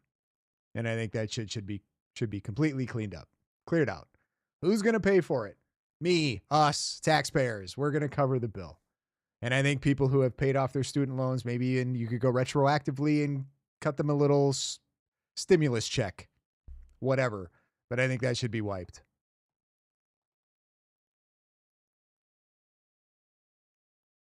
We send billions and billions and billions of dollars to other countries for incredibly dumb things. I would be perfectly okay with helping out some American citizens every once in a while. Every once in a while, I would be okay with that. In debt starting out and she has to start a career, of course she's going to say, I can't have a baby. We are not a socialist country, but we sure have a lot of socialist programs, and we employ those socialist programs to other countries. So, I think we can take care of our own people sometimes. I think that's okay. I think we can do that and not go, oh my God, we're socialist now. I just started in life with debt and a career that I have to build. Otherwise, all this college I went to is for nothing.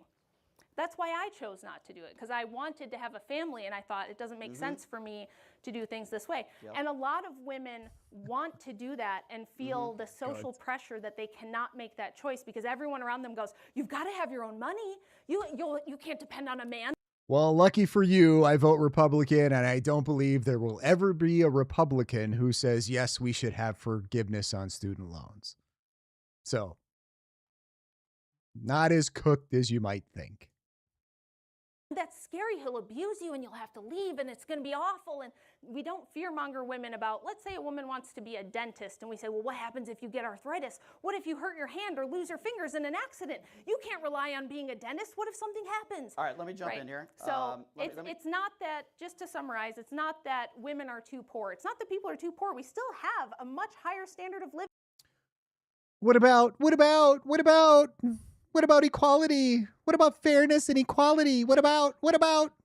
Kind of sound a little lefty there. Not going to lie. What about equal, everybody equal? Than we've ever had historically. It's not that we can't afford children, it's that we fundamentally transformed the economics of the This is coming from somebody who's paid student loans. Oh my gosh, I'm right there with you. Took care of my student loans. Done. Guess what? I still think they should be forgiven. Holy crap. country, and people have different Hey, materials. well, you wouldn't see me whine and complain going, where's my free stuff? No, I think people need help, and it's okay that we help each other sometimes. Standards that they want, instead that they prioritize over family. Okay, so I just repeat, she just said, it's not that women can't afford children.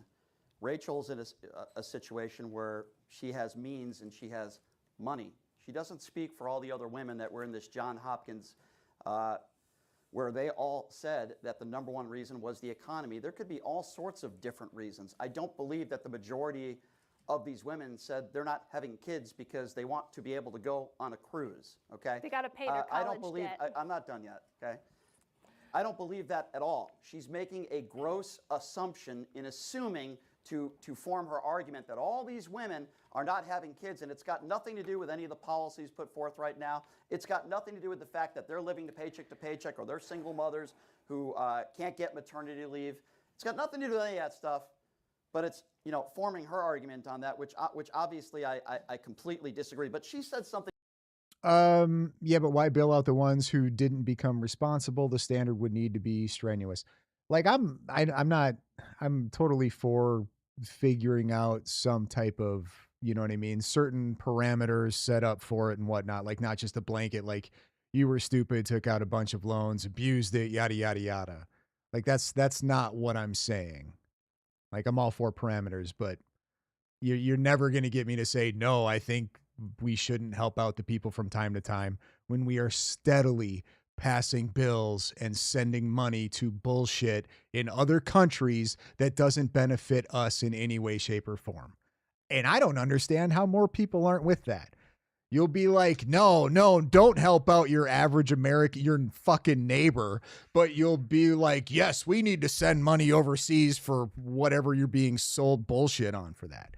That doesn't make any sense to me. And you're like, some people's stances on that is like, well, I had to do this. So what? So what? People had to do things more difficult and harder than you did before it doesn't. So what? We can still help each other. It's all right. Very interesting. It's the whole form of why I'm here today.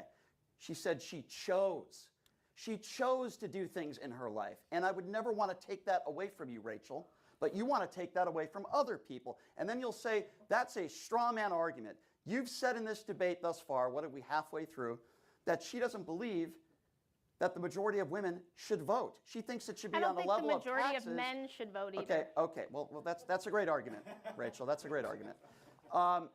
It is a great argument. Yeah. So you don't believe women should vote, and you don't believe a certain percentage of men should vote. But everybody should be allowed to have a gun, though, right? If you're not a felon. Yes, exactly. Right. That makes a lot of sense. You know why? That makes a lot of sense. I think the founders were correct about the suffrage. founders.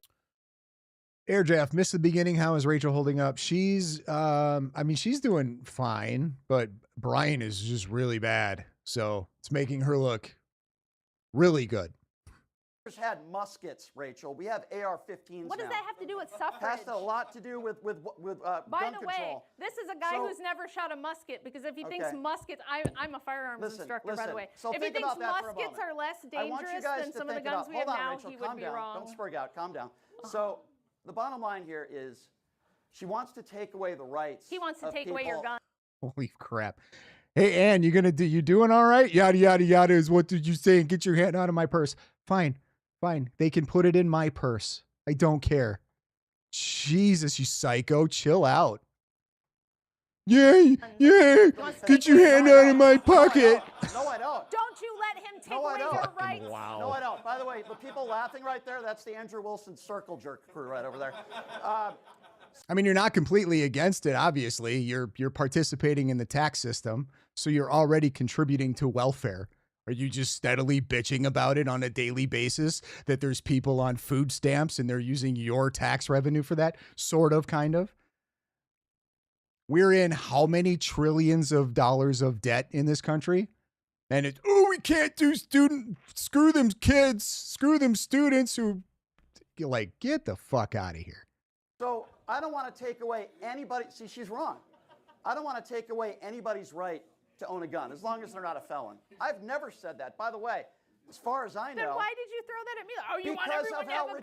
I'll tell you why. Yeah. I'll tell you why. Because of how ridiculous her argument is.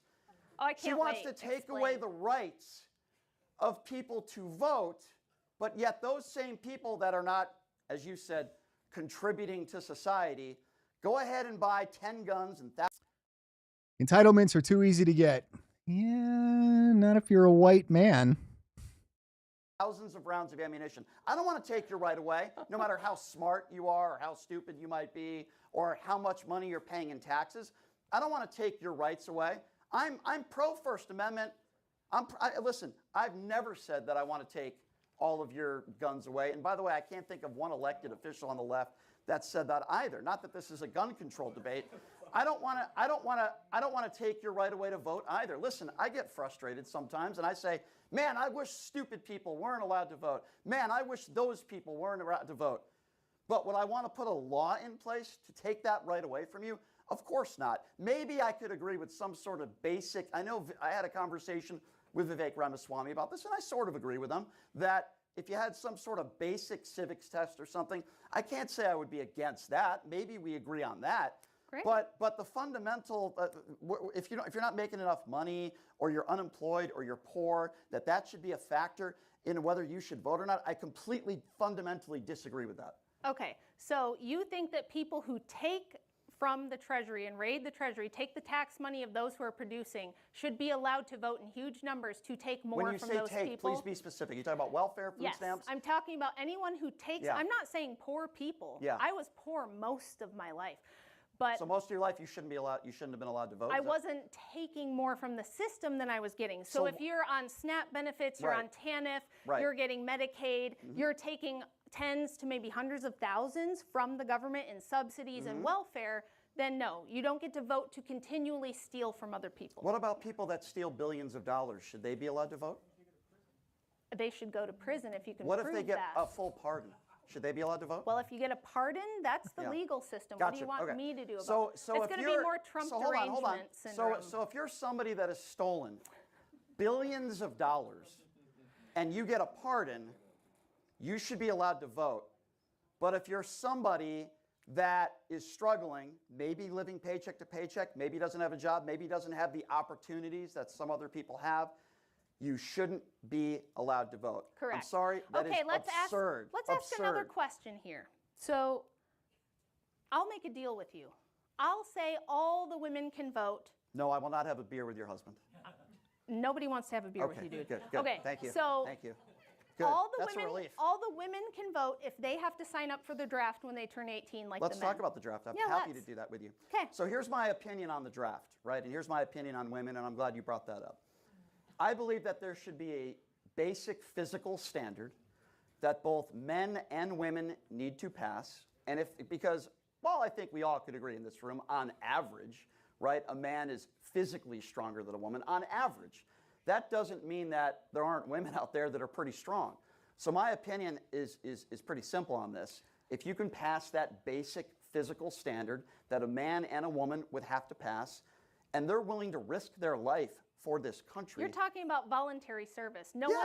one is barring women from the military, dude. We're What's your talking opinion about on the that? draft. Should women be able to go to war? Should women be able to be there?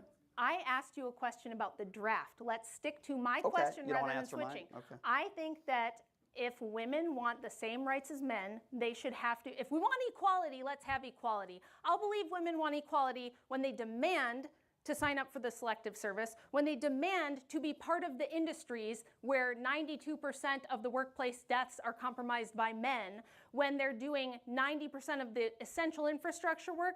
That's equality. Equality is not a system where men do everything dirty, dangerous, and difficult. They die for the country, they die on the job, they die to defend the borders. How many women have died and from women- childbirth since the early Magoose, would a better policy to adjust the interest way down on some of these student loans rather than full forgiveness? Maybe. I know it's never going to happen, but might be more palatable than taxes. Yeah, anything. Really, it's an incredibly predatory system. So I'm sure we can have discussions all day about student loan reforming, whatever. But again, you're going to have a really hard time coming at me when I know that we send billions and billions and billions of fucking dollars to shit that doesn't help any person in this country whatsoever. You're going to have a really hard time convincing me that it's a bad thing to help out your fellow neighbor from time to time. And get out of my purse isn't a good excuse. Sorry, we have socialist policies. Plenty of things are subsidized. Education, the more people we can get educated in this country, the better. Now, we can have an argument on how the education system is right now and how it's more of an indoctrination than it is an education, but yeah, no, lower the interest rates. Maybe if they're using student loans and they're responsible with them, they're not taking extra out for, to buy some new shoes or whatever the case is. Like, yeah, maybe no interest on student loans, something along those lines, but for sure. 70s. Oh, I'm glad that you asked. Not nearly as many as men. How many? Let me see if I have it in my notes. It's a very small number. You think over 30,000 people is a very small number? That's not what I had That's here. what I have. Since the early 70s, over 30,000. Oh, since the early 70s. Okay. How many men have died in workplace jobs since the early 70s? I don't have those stats in front of me. I imagine a lot of men have died in workplace jobs. More than have died in childbirth, by far. I don't deny that. If you combine wars, so we're talking about voluntary versus involuntary. Nobody is forcing women. Nobody's forcing women to have children. We are forcing men to sign up for the draft, and we are forcing men to do everything that makes these lights, this live stream, these microphones possible. So women do not build and maintain society. That's men. So because women aren't forced to have kids. You also have to really be careful of falling into the trap of all college bad. College bad. You'll hear this a lot from people. College is, you don't want to send your kids to college. It's going to turn them into liberal psychos. I guarantee you everybody who's above a certain tax bracket is still sending their kids to college. Their kids are still going to college.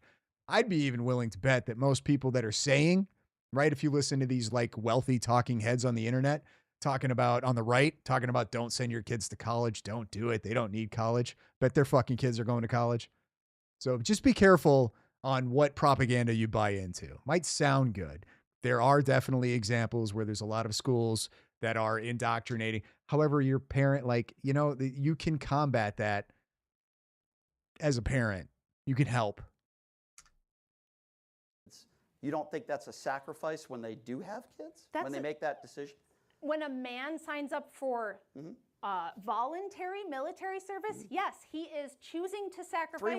We commend Three women him. just came home in caskets from Iran. You're aware of that, right? Anyone who volunteers for either childbirth or military service and dies is doing a great selfless thing. That's not what we're talking about, buddy. You got to try to stick with the argument. I understand that. We're talking about what men are compelled to do and what are women compelled to do on behalf of society that might kill them? I don't think women are forced per se to do anything, but what you are making the argument with us today is you're making the argument that women should be at home and be stay-at-home mothers and they shouldn't be out there in the workplace. Did I say that? Oh, so tell me that then. Tell me your opinion on women in the workplace. Do you believe that women should have the same opportunities as men in the workplace? Yes, and they do. But I will say, yes, they do. What's the average pay for a woman and a man with the same job? The wage gap reduces to about 3% when you take into account the fact that women choose easier, lower-paying jobs, easier, lower-paying degrees than men on average, and take much more time off and much more time away from work. This is the problem with this argument. You're skipping ahead, and you didn't let me finish the point here. We're talking about how men are forced and compelled to possibly go to war and die, and we have no such responsibility for women. No one's forcing women to do anything to defend the country. No one's forcing women to go work a job that could kill them. We don't have civilization without women bearing children. We don't have civilization without men building I understand that they're not Why forced is there a, to. why is I understand there a, that. Why do men have to sign up for selective service at age 18? Or do you know what happens to them if they don't?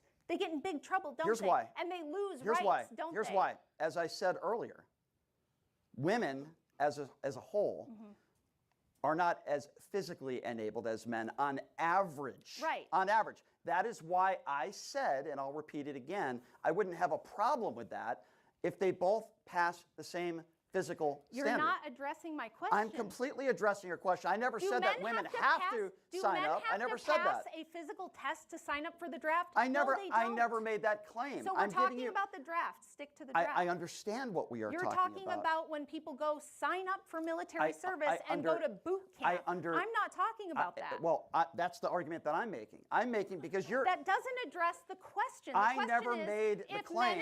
If men and women are equal, why is there a standard Okay, for hold on, men hold that on. there is not Okay, for women? so men and women are equal. As I've said before, there are attributes that women have that are stronger than men. There are attributes that Yes, we men know have men that are and women stronger than are women. different. I never said as a whole, with every job, men and women are equal. I'm not making that argument. The argument of this entire debate here is the point that I'm trying to make is that I don't want to interfere in other people's lives. That's really cute. That's so virtuous of you. It has nothing to do with anything. Well, I think it has. I don't want to tell anyone what to do. She doesn't want Has women to nothing vote. She to thinks do- women should be second-class citizens. Tell me you haven't said that. I have not said that women should be second-class You've never citizens. said that in any debate on the record. You think I've said women should be second-class citizens? You've never said that? No. Maybe No. as a joke. Oh, maybe as a joke. Okay. I say a lot of stuff It was as just jokes. a joke. It was locker room Tell talk. me when I said that. I heard you in a debate Oh, say you that heard me? you said women should be second-class. Now, are you saying you were joking? I don't ever remember saying You don't women remember. should be Okay. second-class Okay. citizens. You don't remember. Okay. You don't What remember. debate was it? I think that's interesting. I think you're lying. What debate was it? I think you're lying. What debate was it? Was it a joke? Who was I debating? I'll look it up. Was it a joke? You're lying. I didn't say that. When I was doing Do debate you have prep, proof or not? when I was doing Fellow neighbor that vote against you after they went to college. No, thank you. Well, just include some kind of deal. If they accept the student loan forgiveness, they no longer have the right to vote. How's that for a trade? You still on that, huh?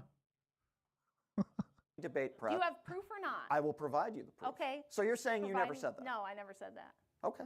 Okay. Okay. I'll look it up. So back to the draft. Why is it that men have to sign up for the selective service or risk losing their voting rights and even their freedom, but women don't? Why? Well, I just gave you the answer. As Because- a whole, in general. So men and women are different. And they serve different When did I say purposes. that they were exactly the I'm same? not That would saying be you the most did. ridiculous I'm thing. saying, I never said that. Why should women have the exact same I'm down for that trade. I think people would be incredibly surprised at how many people would absolutely give up their right to vote in order to wipe their student loan debt clean. I think people would be very surprised because I think it would be a whole shitload. political power as men when, as the anti-suffrage women brilliantly argued, they said, look, the purpose of government is to protect persons and property. That's the function So the of argument government. is because and women when we're cannot born, do that. when we're born, as on average, as I've said, men might be on average stronger than women. Because of that premise, and they have to sign up, women shouldn't be allowed to vote. I completely disagree with that premise. And it goes- Why? Why? What's It's your because argument? I haven't heard an argument. I've just heard you go, oh, I can't believe what she said. Can you believe what she's saying? She called people a word. She said women should be second-class citizens. She wants to take away your rights. I think if No you're not argument. a Christian, you're retarded. That's my I impersonation think of you should give me an argument. Okay, well, bad impersonation, okay? Bad impersonation. I don't never said have a stupid hat. bad impersonation. Okay, all right. Now give me the argument, please. Colors flights. I think we should do away with selective service. Why do you think that? Just out of curiosity. I mean, we have selective service, but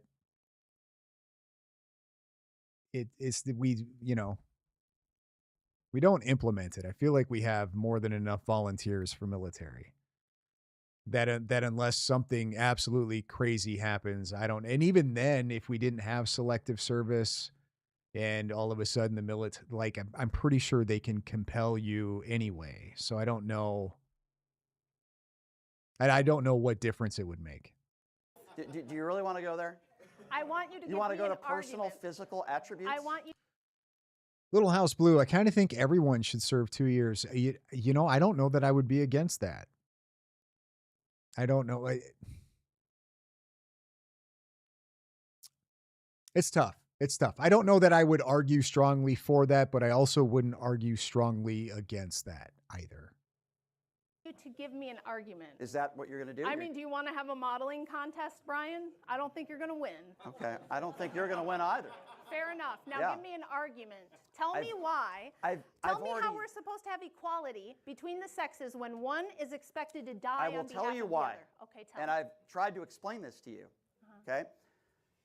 Women have certain things that they are better than men at. Women have certain responsibilities, like bearing children, if they decide to have children. The argument that you're making is, well, it's a choice for a woman to have a child. Okay, yes, it is a choice. I understand that.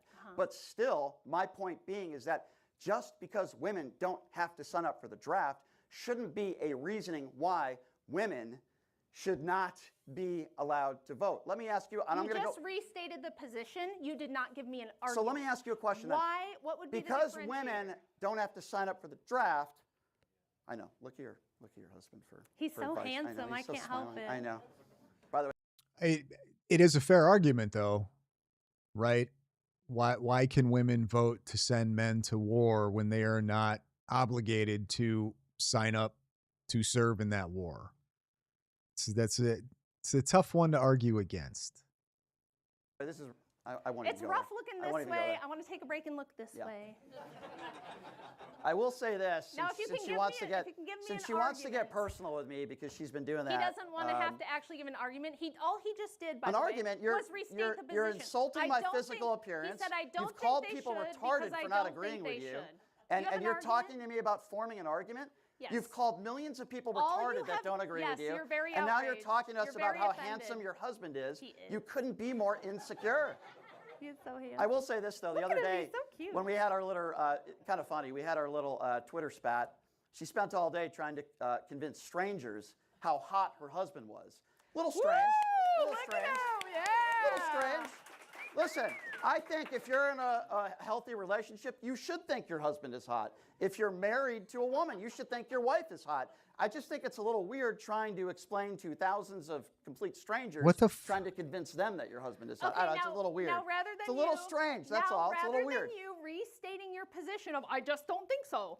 Tell me why I've women told shouldn't. you No, you just over- restated the position. No, I've That's all told you. did. You're said not, Rachel, they you're not shouldn't listening. Because they shouldn't. Rachel, you're not listening. I'm listening. You're not thinking. You're right. No, I'm thinking you're not listening, okay? Simply restating So- the position is so, not an argument. Rachel, I'm not stating the You position did. over. You I'm said, giving "I you my don't think that-" opinion Okay, on what try we are again. discussing. Try okay? again. I've already tried. You're not paying attention, so I'll say it again, okay? There is no question that there are sacrifices that men have to make that women don't have to make, like being in the draft. I agree with you, Okay. However, there are sacrifices that women have to Like make what? that like bearing children and But being that's- pregnant and having but kids. that's I never said they had to That's do a it. category error. I never said they had to do Let it. me help this man with another logical There we go fallacy. It's again. called a category error. We are talking about an involuntary thing, which people are compelled by the government to do, versus a completely voluntary well, we're going to thing agree to that disagree. nobody even dares We're going to agree tell to disagree on women that. to Do you think women are bad in the government? Do you think they're bad representing in government? Because you said that in your book, right? You think I women are bad? don't think women should be in politics, no. But don't? you still haven't given me an argument Well, for, I for mean, why. we can beat a dead horse, but I'd like to move on to another topic. Do you I'm think, sure you would, do you because think you women had- are you bad? just- I no, just because won we that only. How point. much time do we have left in this debate? I'm actually curious about this. Everybody in the chat, women in politics, yes or no? Yes or no? Just yes or no? No reasons. Just out of curiosity.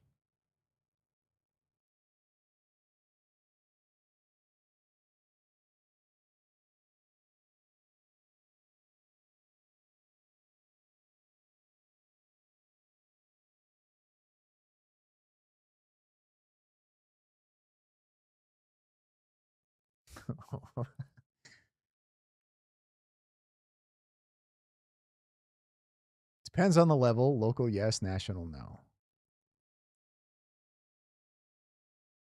It's a lot of no's.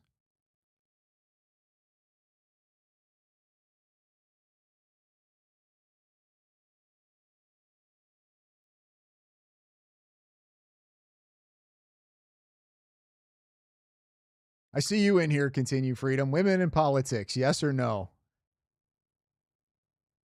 Put it on the line.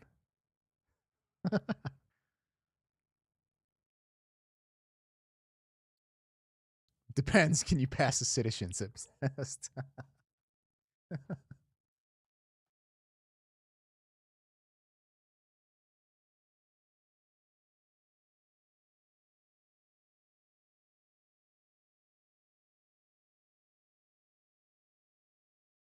I'm actually a little surprised. There's not been one like bold yes. It's all been no's.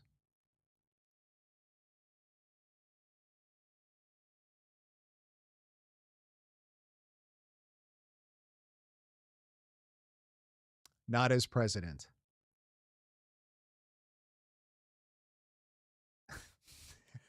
Uh,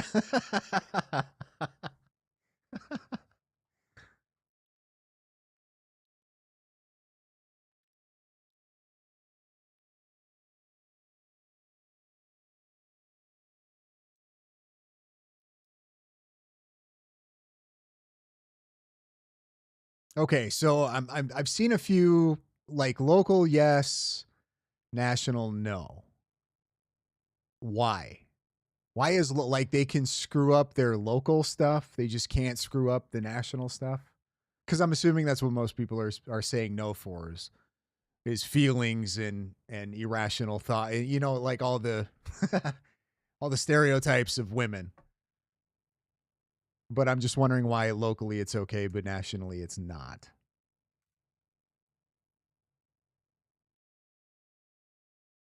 Oh, are you? Is that real? Is that legit answer or is that sarcasm? Because I will be honest with you. It for me the answer to this question is very it's a it really depends on the day. It depends on the day. Like there are certain days where some things are happening in Congress and it's like, all right, enough, get them the fuck out, all of them. But then there's other times where it's like, it's not so bad. So, but there's days too when there's certain men in government where it's like, get them out. And then other days where it's like, it's fine. So I don't know if I don't know if I have a very strong opinion on this either way, whether women should be in government or not.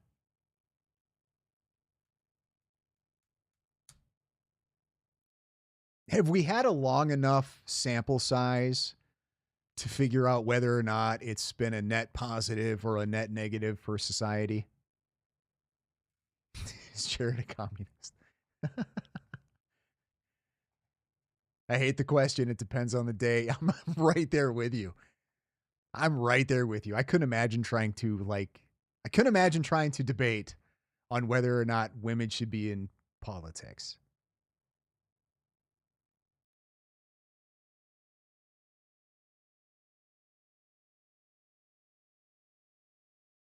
That's a tough one, especially if you're taking the position of no, because I feel like you're not coming out of that looking like a maybe. I suppose if you're really good, you could probably come out looking okay, but I wouldn't be able to. I would end up looking like a complete asshole.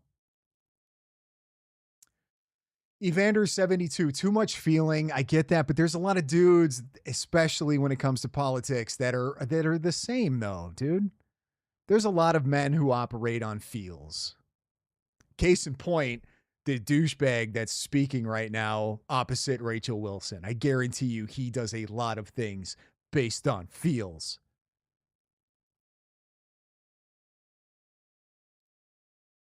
So really any argument that you can make against a woman being in politics, I feel like you could make that argument against men that are in politics.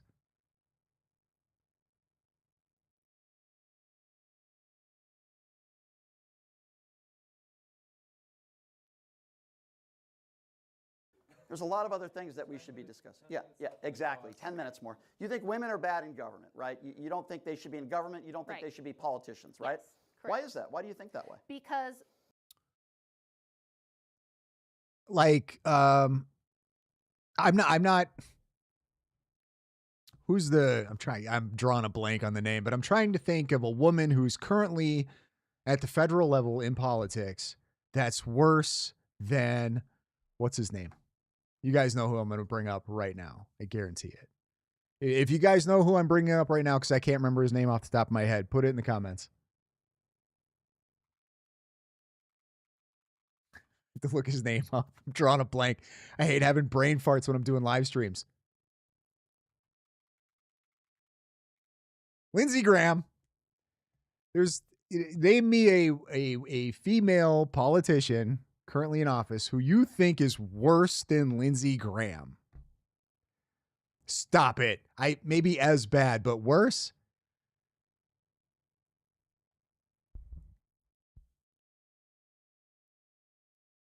Swalwell. I was trying to at least go with the right. They're equal. I kind of think the same thing. They're about people like Lindsey Graham and AOC and any other woman in politics. I feel like are pretty. Elon's pretty bad though. That's a tough one. Gerald Bonachita, he was worse. Who's worse, Lindsey Graham or Ilhan Omar? That one's a tough one. That's a tough one. That's a toughie. That might depend on the day too. The purpose of government is for the protection of people and property, and women are not able to accomplish that. She's not in government reason, anymore. By the way, that historically women couldn't own property. It's because they can't defend it. So as a woman, if I owned like 100 acres of land in 1845, how am I going to protect it from bandits, from marauders, from people who want to just come and steal Rachel, it? but I would need. Nate the Eagle, 8838. Did you see Omar recently thought we had World War? Yeah.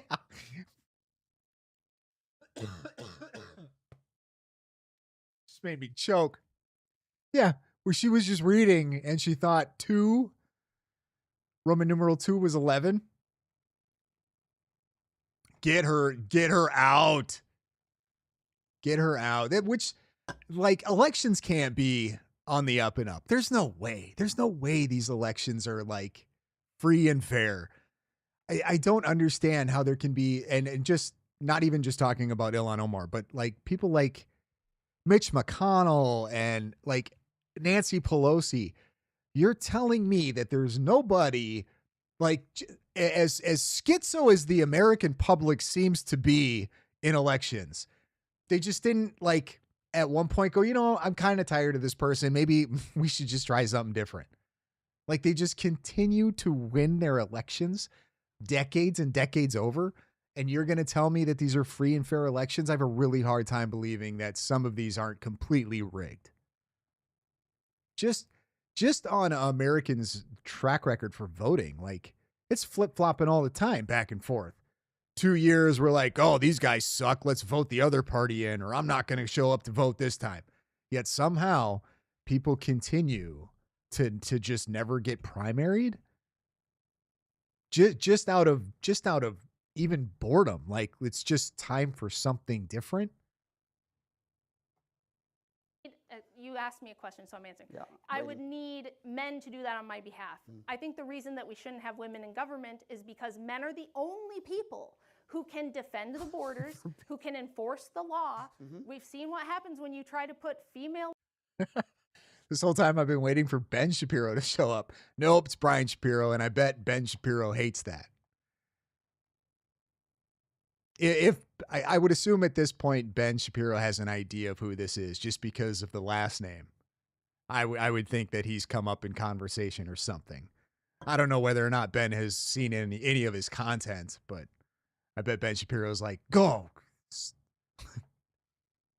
Bastard's got the same name. Law enforcement officers on the streets and on the border. It doesn't work out very well. We need men, and we rely on them to protect persons and property. Yeah, let's talk about that. Therefore, that's the task of men. Let's talk about not of protecting. women. Let's talk about COVID for a moment. Female leaders. Yeah, let's. COVID. Okay, sure. Tell me how Why are this you is gonna, laughing at COVID? Millions of people died of It COVID. is better tie back to feminism. Why are you laughing? We're debating feminism, and You think you're bringing COVID's up. funny? Why are you laughing at COVID? You think COVID's funny? Oh, how dare you laugh at COVID? I think it has nothing to do with feminism. Okay, well, why don't you shut up and let me finish and make him a sandwich again and Are let you me mad? finish. Are you No, getting a you're little emotional? disrespect. I'm trying to make a point. I let you talk. Be quiet. Let me talk. There's a reason why I'm bringing this up. You You're said turning women. red. You said women shouldn't be in government positions. Yes, correct. I am telling you, during COVID, female leaders were far more successful than men in dealing with COVID. Globally, women only held 7% of leadership positions. 4 of the top 10 countries that were run by women, and in this study, the death rates, 13 countries led by men, 8 led by women, the male per capita, 214 deaths per million that were led by men. Led by women, 36 people per million. Look, you could look up that stat. Now, why? You could say maybe it was ego. You could say maybe it was bad policy. You could say maybe it wasn't listening to experts. Whatever the case may be, the women that were in power in these countries led to 36 people dying per million. By the men, 214 deaths per million. So if your premise is that men should be in power in these positions and women shouldn't, then what is your explanation there? Because if women weren't in power, more people would have died. Do you believe in freedom and liberty? I think I've made that pretty clear. Okay, well, the reason for those statistics is that women were notoriously tyrannical, like the Prime Minister of New Zealand locked down New Zealand tighter than a prison camp. What? And the fastest way to get rid of liberty and freedom is to put women in charge of the government, because they overwhelmingly bring in tyrannical welfare states. I just gave you the stats of how they saved lives. Yes, by locking down their countries, by not letting people go to work, by shutting down businesses, by forcing people to take vaccines. So first of Yeah, she makes pretty good argument there. Pretty good argument there. That's that like overbearing, protective, controlling kind of mommy gene, I think. Makes a pretty good argument there. That one's tough to argue against. Like, oh yeah. Yeah, they do have a tendency. By they, I sorry for women in the chat. Might say some shit you don't like. But y'all have a tendency to kind of want to control some things from time to time. First of all, you think forced vaccination First of all, freedom? I find it repugnant that people in this crowd are laughing at the fact that less people died. Okay, hold on. I got to read this. Continue freedom. I don't want women to be burdened with the responsibilities designed for men. We've told them to take responsibility for themselves, and that isn't a burden that a good man would put on them.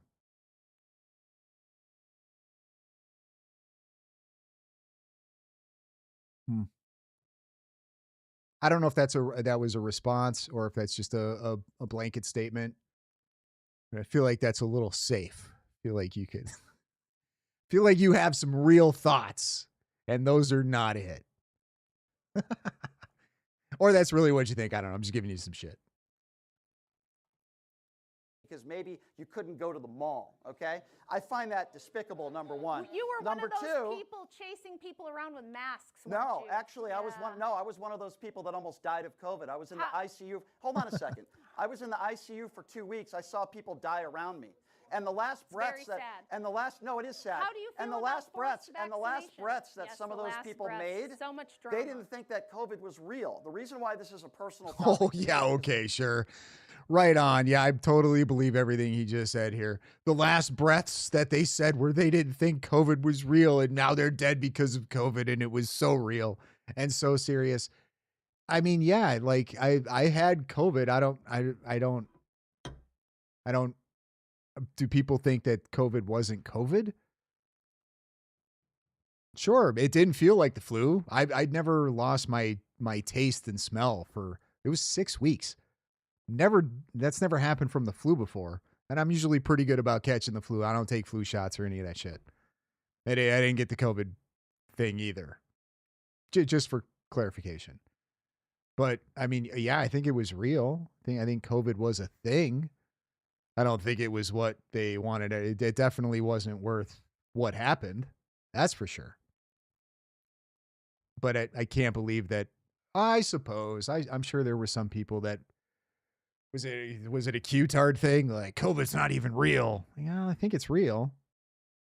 COVID definitely was not very friendly to fat people at all. I had some fat friends who did not do well when they caught COVID. They ended up in the hospital. I didn't go to the hospital. I stayed at home and played Call of Duty. It was fantastic. Not gonna lie. COVID was awesome. I wasn't my business stayed open the entire time. We weren't playing any games.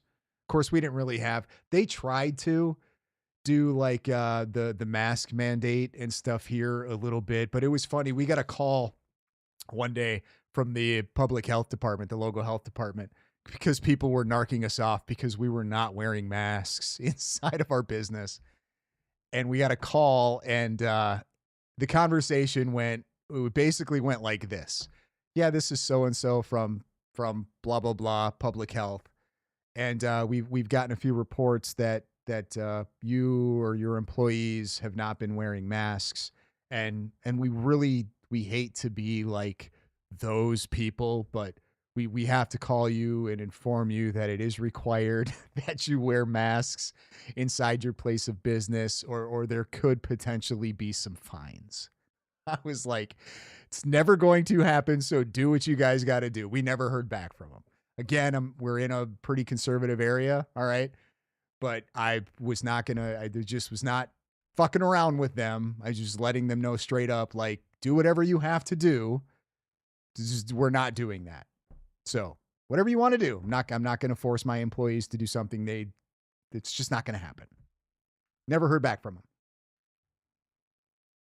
I almost died from it. And I would imagine, sadly, I wish this was. I would have loved, because I think it was something like a $250 fine or something like that for the first offense. Like I would have framed that. They would have sent that in the mail, and I would have not paid it. I would have made them like try to collect however they do that, and it would have just gotten framed. Wasn't the case. I would imagine a lot of people in this room know people that died of COVID. It was horrible. I don't want innocent people to die. Mama Owlbear Bronson, what is your business? Oh no. We're not playing that game. No. There's a few different ones. I will tell you that one of them just involves let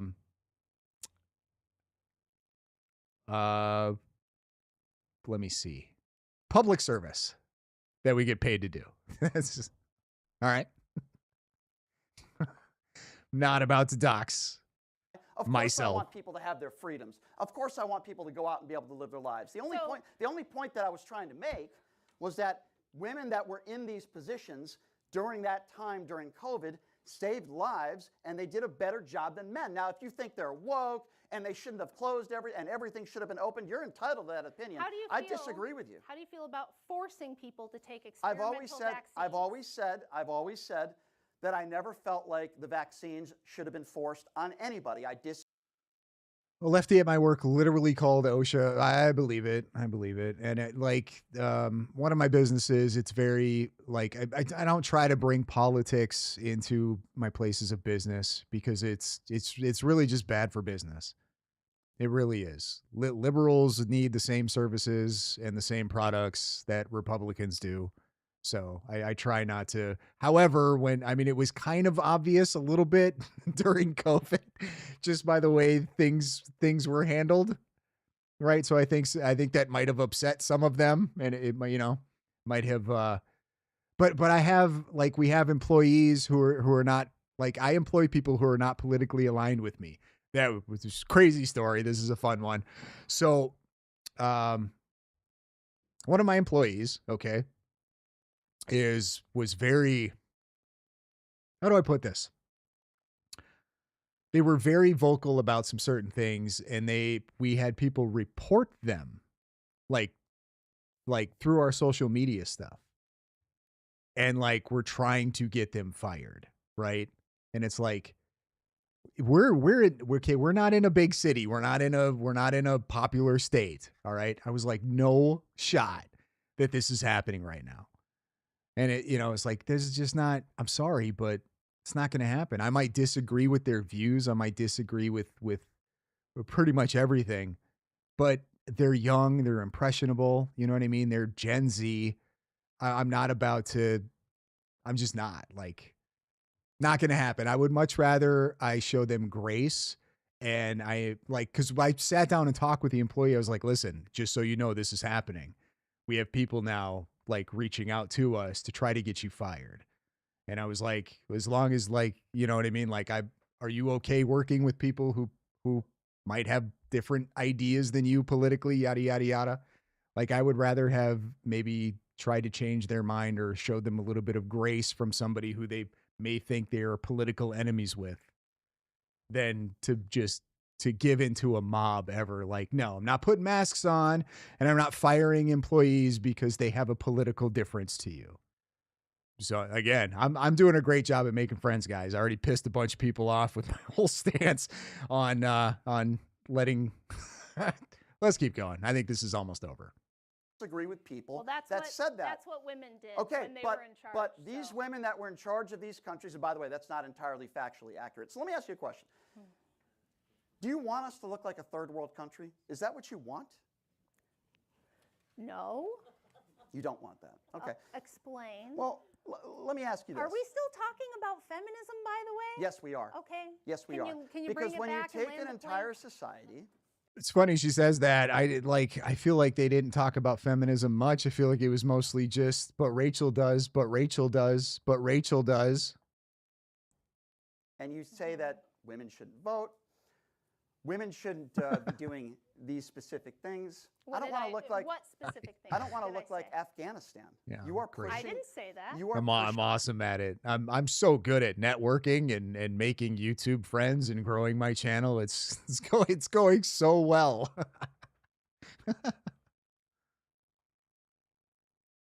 A narrative. So it's either progressive liberal enlightenment or it's Sharia law in Afghanistan. Oh, no. I didn't say that. What do you think Western culture looked like for all of its history? Women can have plenty of liberty and not run the country.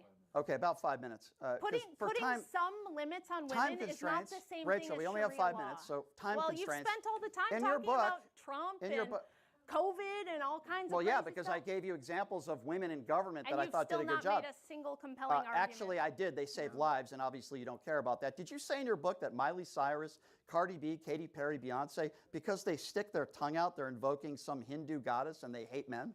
Is that why they stick their tongue out? They literally say in their songs they hate men. Yeah. No. Yeah, you talked about sticking. No, in your book you said because they stick their tongue out. You think, okay, can you please explain that to because according to your theory, Gene Simmons must want to kill men too.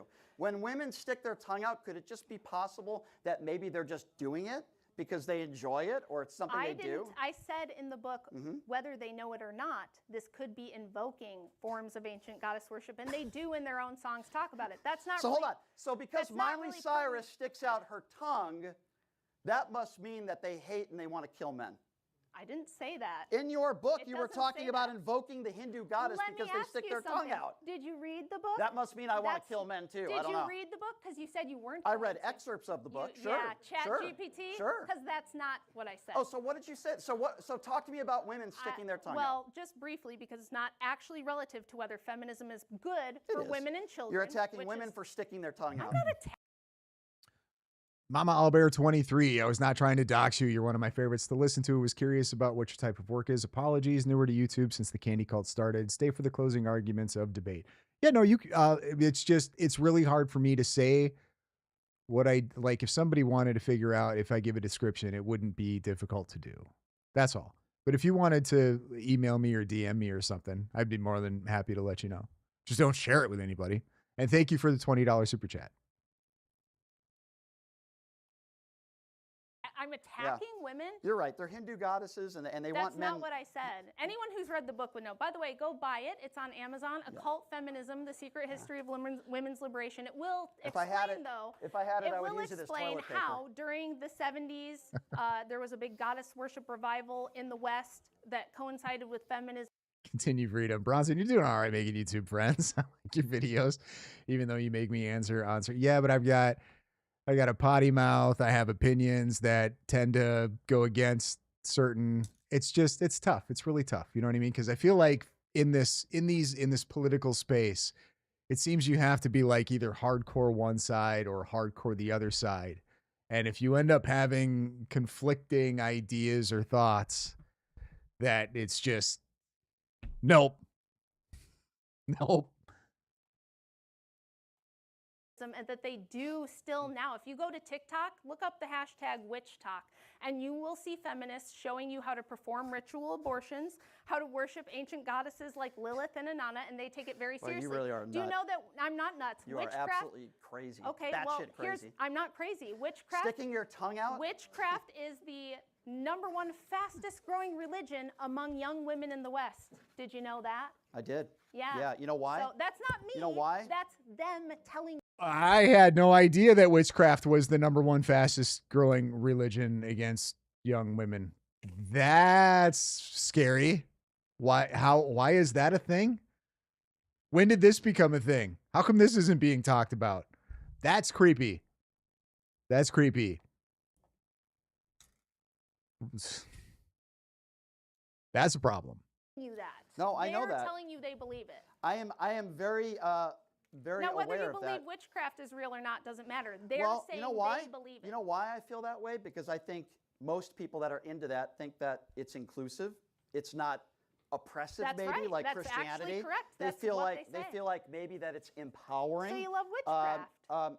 I'm going by why I think you can make. Witchcraft is cool, you guys. It's very inclusive. It's very Well, progressive. you believe in the Bible, right? And God killed 2.4 million people in the Bible. Is that oppressive? I don't know. I believe in Orthodox Christianity, and I'm not going to get into a Bible Of debate course with you're you not. because No, of it's course you're not. beyond the scope of this. We only got. I like the idea of Orthodox Christianity. I just don't know if I have it in me. I don't know. Feel like this is just that would be this is gonna sound fucked up. Just feel like that's too much work, and I'm probably gonna end up paying. I've come a long way, guys, in my faith. But I was raised Lutheran. My mom made sure I went to Sunday school every Sunday. I took communion Lutheran. I was confirmed Lutheran. Like, I was doing all of those things. And then I hit a certain point in life where I was like, I really like crime and violence, so let's have a go at this. And completely, like, I've always had a belief in God. I was never like an atheist or anything like that. I've always been, Christ is my savior. I guess you could say that I kind of just turned my back to the whole thing and decided to live a totally selfish existence that doesn't matter, right? But like, it's always been there. I've never been atheist, but I've also I had this stupid, like, I put in all this time when I was younger. I'm good on time served. I can go be naughty for a little, just dumb justifications as to why it's okay, or the whole like, oh, well, it's all right, I'll do bad, he'll forgive me, that whole thing. But I like the idea of Orthodox. Maybe I don't, well, doesn't matter. We'll keep going. I just don't know if I'm committed enough to do the work. So that would probably a problem. I don't know. We'll see. I would prefer to not go to hell. I'll just say that. But then we get into, it's like, well, are you, never mind. Brad Bowen with the $10 super chat. Good evening, Bronson. Love your content. Saw this debate earlier. Watch Brian's body language. I think he would hit her if he could get away with it. Seems to be the abusive type. Mr. Liberal equality here. Yeah, it wouldn't surprise me at all. I get it. I never would, right? It was that Bill Burr joke. Like, they shouldn't, but they never deserve it. Like, are you sure? That kind of thing. CJB34, you are saved by grace. I believe that as well. It's just, I struggle with that, right? It doesn't seem, I don't know. There's so many questions I have when it comes to that. Like, I'm saved. Like it's just tough. I feel like, really, I don't have to do anything. I just have faith in the Lord and feel bad about my sin, but then continue to sin. But as long as I feel bad about it and continue to ask for forgiveness, then everything's okay. Everything's kosher. You know, to where I believe when you start talking about like Catholicism or Orthodoxy, now it's you're saved by faith and works, kind of, right? So, but I don't know. Who knows? Somebody knows. Not me. Got a couple minutes Show left me here. do you have an argument? Tell me how feminism has improved the lives of women and children when I just opened with all these statistics proving that I'll use your argument because I want to move on to one other thing, but I'll just use the Magoose 84, I bought an Orthodox Bible to read through, but not a fan of the churches I've been to, but that's a me thing. What about them weren't you a fan of? Because I don't like certain, like those like new age kind of churches, whatever sect of Christianity they are, where they're, it's a stage and there's bands playing. Like I'm okay. I don't, you know what I mean? If you're, whether you're a Catholic or a Lutheran or Orthodox or however many other, whatever, like I don't, you're a fellow brother in Christ, right? However, like I still I've been to some churches where I just get creeped out because it feels just fake, but that's probably a me thing. So I think I get what you're saying.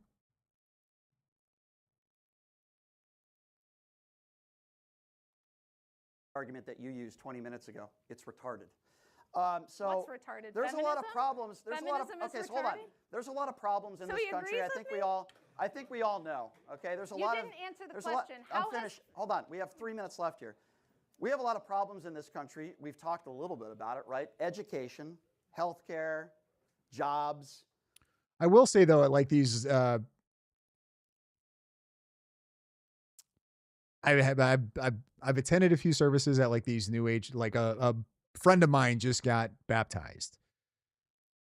I don't think it was his first time being baptized, but he got baptized again, right? And I went and I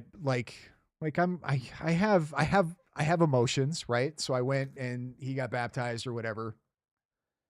And that was an emotional experience for me. Like it made me, made my bottom lip quiver a little bit, and it was a really good feeling overall. But I don't like all those feelings. Debt.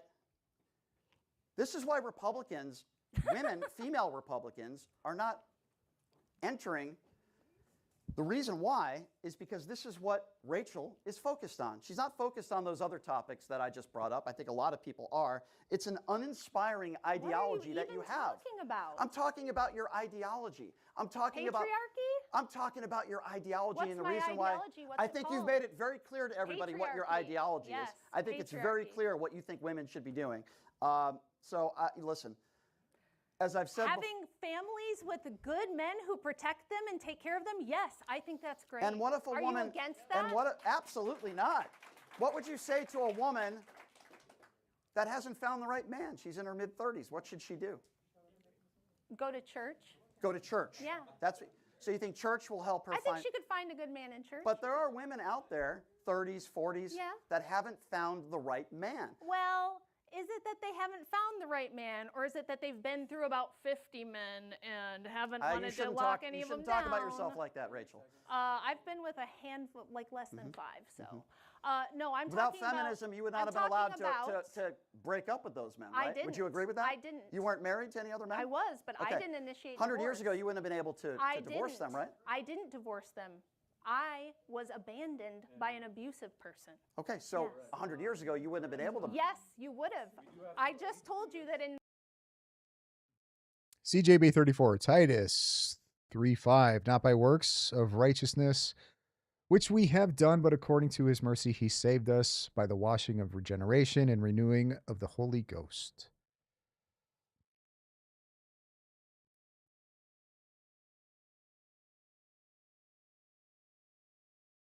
Oh, we'll see what Ben say. I'm sorry I missed your live stream yesterday.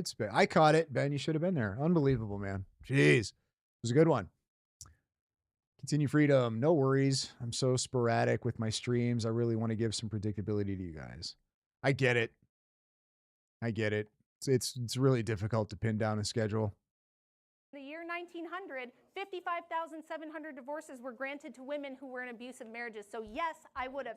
And by the way, one more thing. Disagree. I would be able to be here without feminism. This is a very would? stupid, silly rebuttal. Yes. it's not stupid Mary at all. Wollstonecraft, yes, the anti-suffragists were having public debates against suffragists in 1848, you dumbass. I understand that. So women were allowed to speak publicly. Women have always been allowed to speak. They've been allowed to write books, and they have been allowed to be part of the public discourse even far before they could vote. He is ignorant and doesn't know his history. Yeah. I hate to So- do this, but so- we really do have to transition. I hate to do it, but we do have to, as we are limited on time, as we've already gone. She called me a over dumbass, but time okay, go ahead. For the cross section. I guess I can't respond to that. And just, well, someone has to have the last word during the open dialogue. Eclectic Journalist. I haven't ever done a stream on my channel yet. You should. You should. Schedule it. Let me know. I'll pop in. I will watch and harass you in the comments. You should definitely do it. They're a lot of fun. Go ahead. We Go do for it. have to go to the Q&A, which I'll ask you Sure. folks to get ready for in just a second. But first, I want you to get ready for some groundbreaking news from PharmEasy Bank, your trusted ally in health and well-being. With an extensive range of generic medications, PharmEasy Bank caters to all your needs. From easing pain to managing chronic conditions, they've got it all at prices that won't be beaten. Quality assurance isn't just a promise, it's their commitment. All products come Yeah, he was just on Pierce. I think Brian Shapiro, was it yesterday or the day before maybe? Him and Gavin McInnes were going at it. I'm probably going to do a video on that. That was fun. I really like Gavin McInnes. I know he's definitely not everybody's cup of tea, but I like that dude. exclusively from reputable certified sources to ensure top quality effectiveness and safety. Looking for essential and high demand medicines? PharmEasy Bank now offers ivermectin, fenbendazole, Senforce, Fildena, and all ED products, azithromycin, weight loss products, including. It goes black. Does this go straight to Q&A?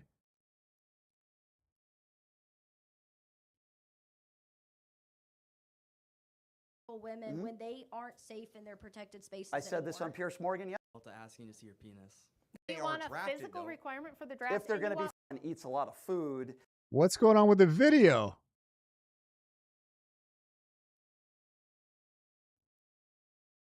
Am I watching a bad version of this? And take the first step toward a healthier, happier you.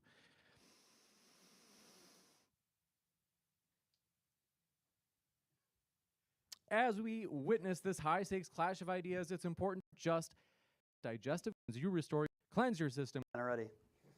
Uh-oh. Piece of tape. We'll jump into it for this Q&A. Uh-oh. I recognize some people on the line already. Uh-oh. Get that viral moment going, man. We're ready for you. By the way, I welcome anybody going up there asking questions, man. So yeah, thank so you. Wow, you so stated cool. that you wanted a physical like requirement to join the draft, whether they're man or woman.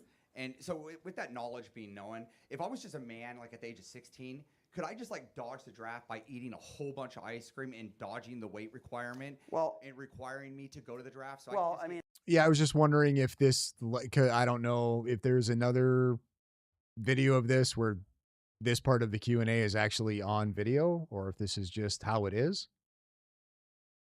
And there are obviously exceptions to the rule. no, you said that the weight requirement, so we would know it, right? Which means I was referring, right, I understand what you're saying, but we were talking about women. Obviously, this debate's feminism. Hold on. The argument is, right, and a lot of people make the argument, women aren't physically strong enough. Obviously, it doesn't make sense if a man eats a lot of food to dodge the draft. And maybe I misspoke. I'm talking about women specifically because a lot of people think that women shouldn't be allowed to serve, right? Which obviously I disagree with. So what I'm talking about is the same standard that a man would have to go through. Let that apply to the woman.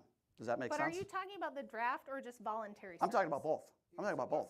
So you want a physical requirement for the draft? If they're going to be fighting to be drafted if they pass the benchmark? If they are going to be fighting in battle, in war. I'm not talking about office jobs or something. You know, listen, I respect J.D. Vance. I respect his service. I don't like him personally. I don't like his policies. But J.D. Vance didn't go to war, right? He was in an office, and I believe a woman would have been able to do the same job, regardless of her physical attributes that J.D. Vance did. Women to be drafted. But okay. if they would pass that physical threshold, yes. We must go. All right, Brian, what's it like debating a woman where you can't just default to asking to see your penis? Is that a serious question? We'll I go- don't even know what that means. We'll go to the next question. Very intelligent question. I would ask for a little bit more, but I would assume that probably nobody's asked to see his penis in a very long time. Go ahead. Hey, so Wow. He's 16 Go ahead. years Go old. ahead, ma'am. I heard you say that men and women have different talents and strengths. You said that men might be more strong than women with Maybe. a couple of exceptions. I've seen a lot of hardcore modern feminists defend transgenderism and the right of biological men to go into private spaces for women, which can lead to increased risk of assault and abuse of women. How do you believe that this modern feminism advances the lives of real biological women when they aren't safe in their protected spaces I said this on anymore? Pierce Morgan yesterday. I've been very clear on this issue. It's a good question. First of all, let me just say this right off the bat. I believe you're a man when you're born a man. I believe you're a woman when you're born a woman. Now, I'm still going to call people he, she to be respectful to them. No, I think I'd like to see a study that says if you're a transgender woman, you're more likely to commit a crime if you're in the bathroom. I'd like to see that stat because I haven't seen that stat. With that being said, I can understand how some women would feel uncomfortable with that, right? Transgender women should not be on the playing field with biological born women. I've been very clear on that, and I think I think most Democrats agree with me on that, but some are wrong that disagree with me on that. I think it's very unfair. With that being said, if we're talking about sports, I think there's like 8 or 9 transgender women that are in Division I college sports. I don't think it's a top 5 issue. I don't think it's a top 10 issue, but I've been very clear on my opinions on that, and I think it's wrong. They do the Q&A before closing now for some reason. I actually like it better this way. At the same time, I know people who are transgender, and I treat them with respect. Is it something that I would do? No, but I treat them with respect. I don't care whether you call somebody he or she.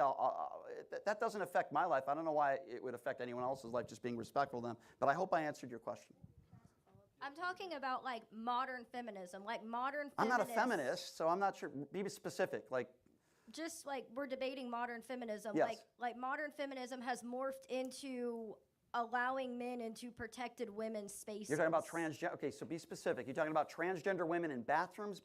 I can't answer your question. Be specific. Like protected spaces, like you know, Locker you can rooms, lie and say bathrooms. that you think you're a woman even if you're not a transgender. Like, Well, here's my opinion on that. So I gave you my opinion on the sports aspect, on the bathroom aspect. If there's a study that would show me that transgender women are more likely to commit a crime in a woman's restroom, then I would certainly be on the side of not allowing that. The idea that, in my opinion, somebody born a man, would cut off their genitalia so that they can go into a woman's restroom and commit an assault. Most I'm not, of them I'm don't not get saying you bottom said that. surgery, I'm though. answering her question. Most of them just I'm wear a answering her dress. question. I'm not saying you said that. But that idea, to me, is a little bit absurd. So I hope I answered your question. It's a good question. Hello, Brian. Hi. So earlier you were talking about, you were talking about economics being why women don't want to reproduce as much. Well, I didn't say that. John Hopkins did. That was just a study. Yeah. Okay. Yep. So I would argue that it's harder to create a business, which would drive the economy more because of Democrat policies with a ton of red tape. Which and all policies? all the permits and everything that you got to get for basically anything. I mean, if you want a shed in your backyard now, you got to go get a permit. Right. Basically, I see it as it would be a better position to limit Democrat policies, remove a bunch of this red tape. If you disagree, I'd like to hear your rebuttal. What to that. specific policy and red tape are you referring to? Well, I mean, Which Democrat specific policy? Because it's hard for me to answer when you give me a generalized statement. okay, like so that. I see it as a right to have a business and to make a living. Democrats aren't giving you the right to And- have a business and make a living? They're substituting your right by having you purchase a license, right? Okay, and which specific policy about a license are you referring to? Last I checked, Donald Trump is in office right now. Republicans have the House and the Senate. If they wanted to change policy, they could easily do that. So give me a Democrat That policy. would be a local Yeah, that would be policy. a That state isn't a level. president Okay, policy. so which local policy in which city are you referring to that you think they make it too hard to get permits to own a business? I've asked you 5 times respectfully. The fact that I'll let you go. Thank you. I'm happy to answer any of your questions. I just need a specific policy so I can respond to it. That's all. You talked a lot about freedom and how she wouldn't be here without feminism. So, like, if you go back to the actual history of feminism, there's a big history in eugenics and when you get to abortion. So I just want to know how you feel about, like, if it actually was, like, feminism to the highest extent, I wouldn't be here.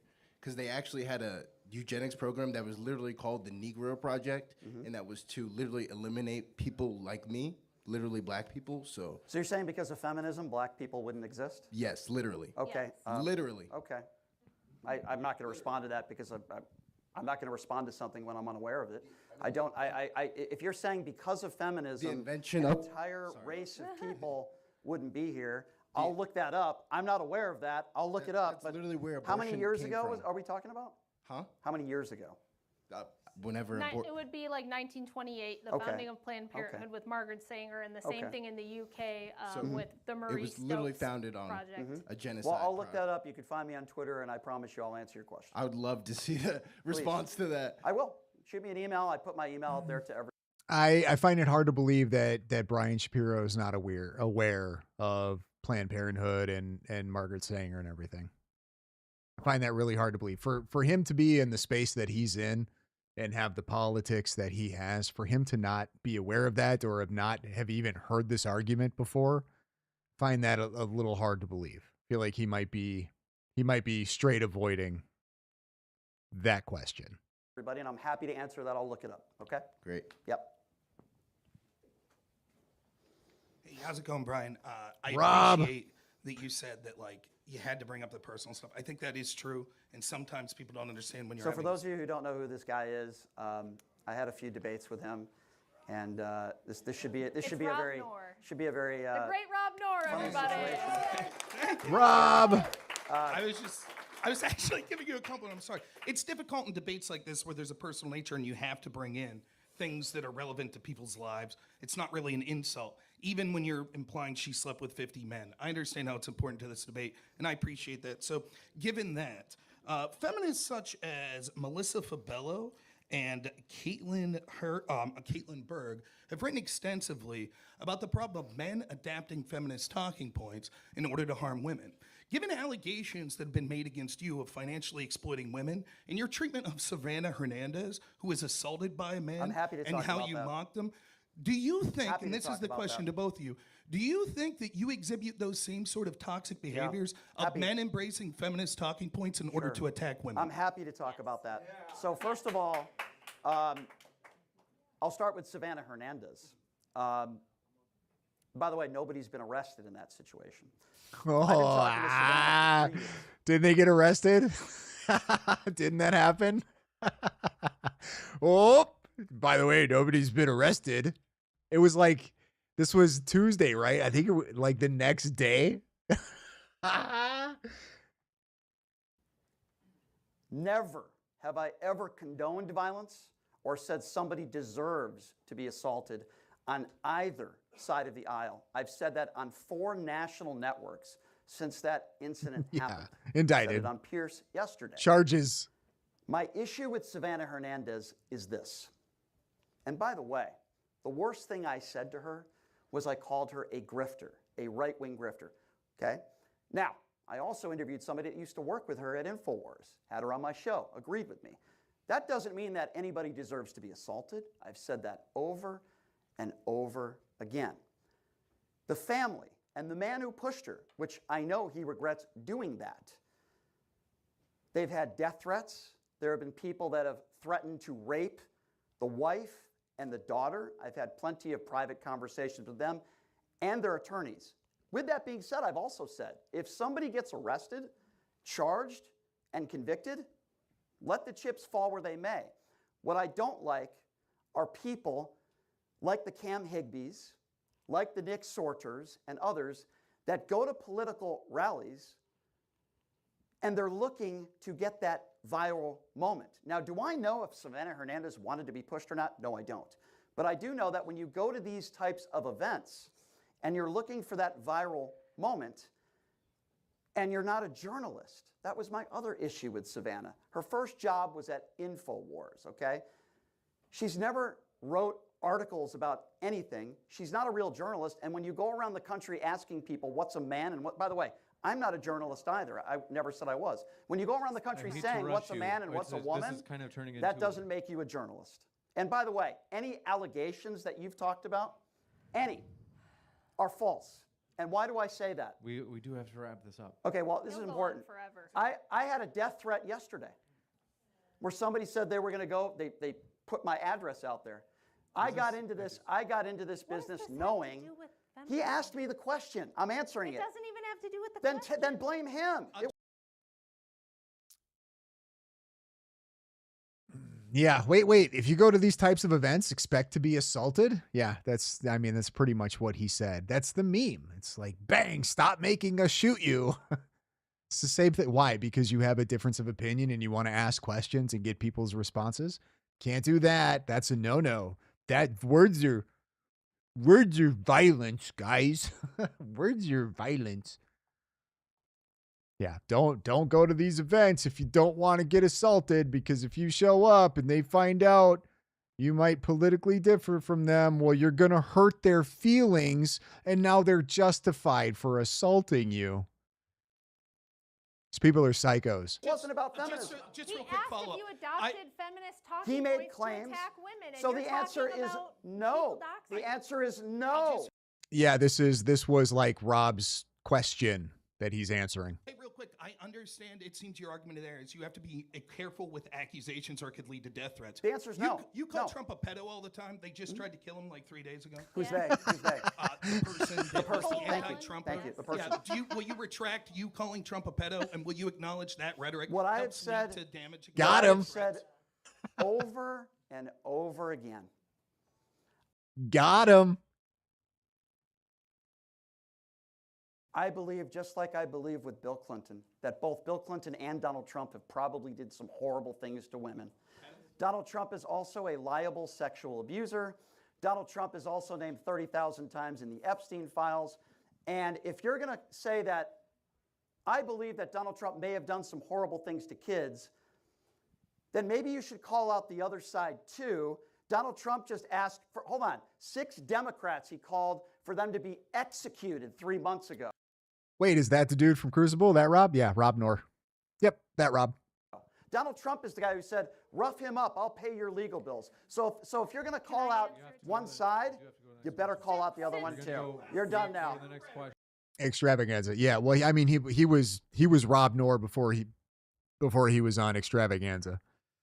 He's been doing debates for a long time. I came across Rob Knorr, I don't even know, years ago.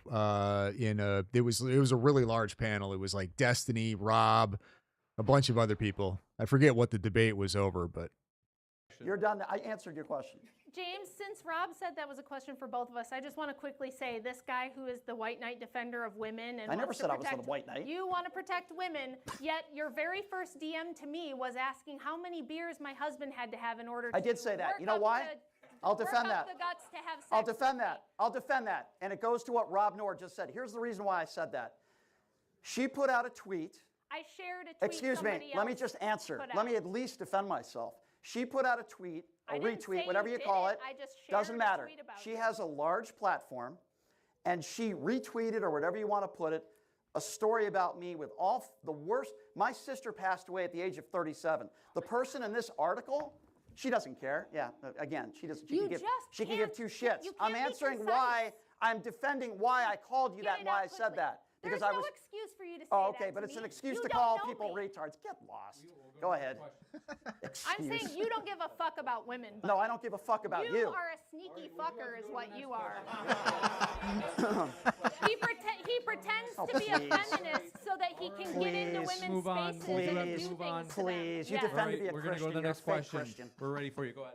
Okay, so Brian, we would agree that a man that turns 18 years old cannot willfully opt out of conscription, correct? Yeah. What duty to this country can a woman opt out of? What duty to this country that can a woman opt out of? Can they not Without opt out of? consequence. Yeah. I mean, I guess nothing. Okay. Yeah. You know? Exactly. The other point is we would also agree that men unfortunately hold the monopoly on violence statistics in the country, right? Yeah, I would say Okay. that's probably accurate. Trans woman. What is What is a trans woman? What do you mean, what is a trans woman? What biologically is a trans woman? I've already said, were you not paying attention? I said, if you're born a man, I believe you're a man. I believe if you're born a woman, so now you you're a have woman. the Another statistics for trans why question? trans women shouldn't be allowed in women's Okay, bathrooms. well, that's just ridiculous. I can't believe people are clapping at that. This is so, hold on a second. Let me respond to that. What a ridiculous. I don't know why that's actually that's a pretty solid argument. It's really not that ridiculous. Thing to say. So How is that ridiculous? So well, be quiet. Let me. I hear all the time. Again, the trans issue again. When we talk about mass shootings in this country, and when there happens to be a trans shooter, everybody says, "Oh, look at that! It's another trans person." It's almost like you're wishing it's a trans person. Less than a fraction of 1%. Less than a fraction of 1% of all the mass shootings in this country are conducted by trans women. You know, the demo is usually it's young white men. You could look up that statistic. So I'm not going to answer any Oh, okay. So now they're young white men. Whatever, man. They'll just, I mean, I get it. There's political bias, right? And either side you're looking at, there's going to be some type of bias. But for him to be like, oh, I think you guys are just hoping that it's going to be trans as soon as we hear it's a school shooter, like, stop it. These fuckers do the same thing. They're just hoping it's a white male, right? That's what they're hoping for, so they can go, oh, look, see, toxic masculinity, white man bad. Trans questions. It's so insane and ridiculous. So you've shown a lot of righteous indignation throughout this debate. I wouldn't say that. I'm honest. I wouldn't say that. All right, I'm shooting it right back at her. I wouldn't say that. It's my opinion. I'm not a saint. Right. I never claimed I was. So Andrew has an argument where he talks about women had influence before they had the right to vote, universal suffrage, and he has an argument. He positions it as they got the temperance movement passed. I'm going to just do a little twist for you. They also wrote a book, Harriet Beecher Stowe wrote a book called Uncle Tom's Cabin, and it helped propel the abolition of slavery, which you somehow thought still existed 50 years ago. I have to press you to a question. Okay, the question is, how do you answer that question? Where women had influence, right? They didn't have universal suffrage, but they were still put on a pedestal, and they were able to influence society and help get the abolition of slavery passed. Yeah, I thought that was Abraham Lincoln. Am I wrong on that? That was a war, right? Yeah. But there was two different. So women ended slavery. Women helped move the abolition movement. You know, there's an abolition movement, I understand right? that, but you're making the case that that's a bad thing. I'm trying to understand. He's saying women Why had are a you- voice without suffrage. Yeah, they still had a voice. They were put Okay. on a pedestal. You They think didn't that's bad? need political equality No, in it's order not to bad. have an effect. So, It's so what's not- your question then? The question is, women could still have influence without having suffrage. Well, yeah, go with that. that's kind of what we want in society, right? Holy crap. Why does he not understand the point this dude's making? Women had an impact on society without suffrage. That's the whole point that he's trying to make here. And he's like, I don't understand. What are you trying to say? Yeah, no, we want them to have, no, women have been able to nag and nag and nag to get things that they want. It's a skill that they're born with. Yeah, I think that's what I want. Yeah. I don't want women to suffer. I'm trying to understand what the question is. Oh, wow, very clever. Go ahead, sir. All right. I'm a Hindu, so I know. By the way, I'm sorry to interrupt you. I'm very aware that everybody in this room disagrees with me, but that doesn't stop me from coming here. Funny because And in DMs you said that you were going to sell at least as many tickets as me. oh, I'd like to see that DM. I don't remember saying that. You said, Go ahead. we'll see about that. I think Yeah, I plenty never of said I people was are going to gonna sell buy as many tickets for as me. you. I never said that. All right.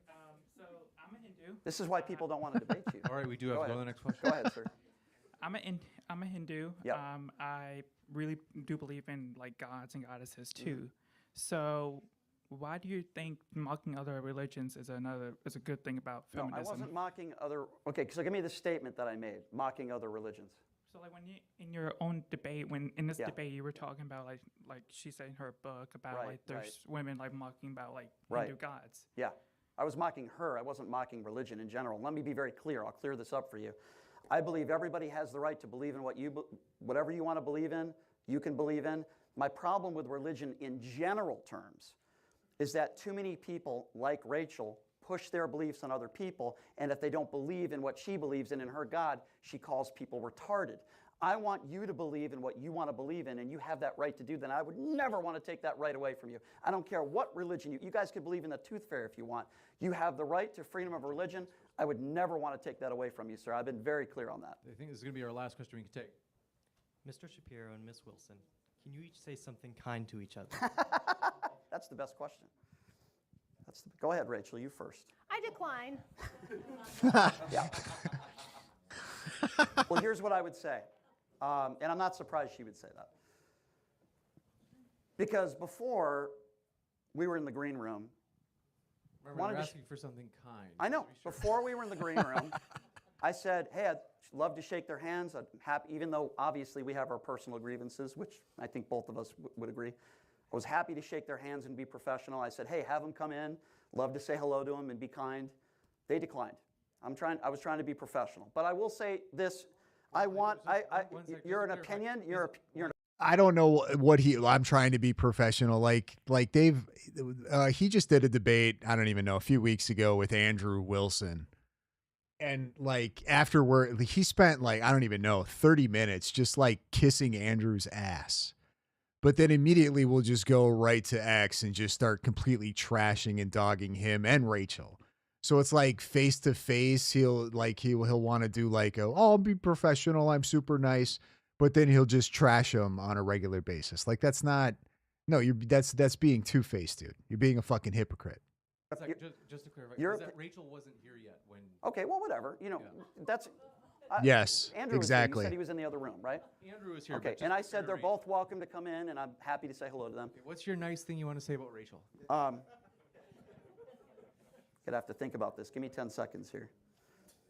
I owe nothing and no respect to a person who's going to publicly try to accuse me of believing things I don't believe, saying things I don't say, and being promiscuous, which I've never been in my life. Okay. So let's not pretend there's a pretense of professional decorum here, because there's just question? not. Was the question say something nice about one another or attack? Something nice about each other. Yeah. Nope. Okay, we'll go to the next question. I decline. Good. Actually, that is all we have for Q&A. I do want to make sure that we get the closings in, so we do actually have to jump into the closings. These are 3-minute time sections. I've got the timer set for you, and Brian.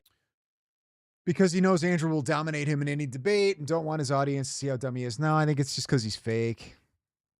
It's just because he's fake. You want me to go first again? Yes. In each case, you'll be going first. The floor is all yours, Brian. Okay. Thank you, everybody, for being here. I do a lot of shows that are way far to the right. I'm happy to do them, regardless of whether people agree or disagree with me. But I'm going to talk about something now very serious. And it's an emotional thing. Give him props. He does do that. He does do what a lot of people on the left won't do. And I mean, we know the reason that they won't do it, because they will look as bad as Brian looks.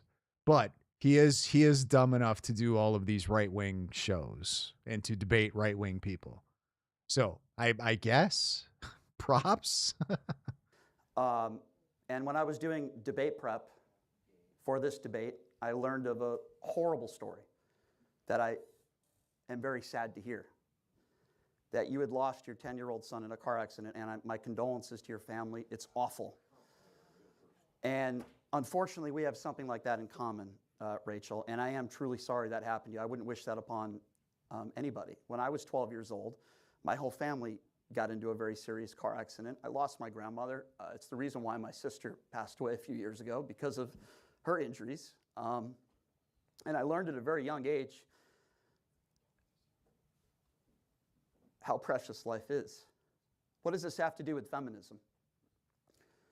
Life is really short.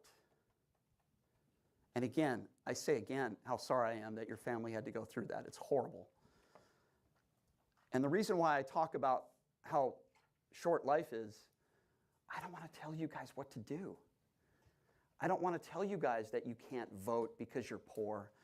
I don't want to tell you guys that you can't be in the workplace. If you want to be a doctor or a lawyer or a stay-at-home mom with kids, I think that's all great. I don't want to tell you what to do. When I was 14 years old, my dad introduced me to two radio hosts, Howard Stern and Don Imus. I didn't really like Don Imus very much. I said, Dad, Take it easy, I want to be S-Files. like that. I want to be on the radio one day.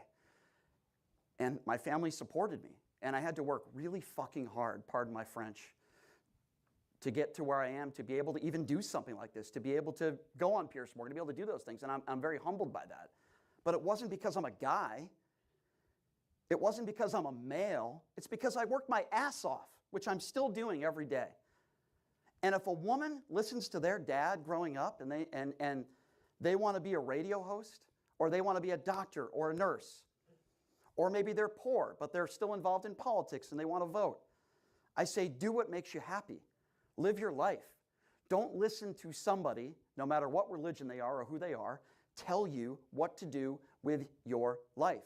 I'm doing what I'm doing now because I worked hard. It has nothing to do with my gender or because I'm a woman. We all have tragedies in life, and I'm sorry for yours. What? And I wish we didn't have that in common because it's awful.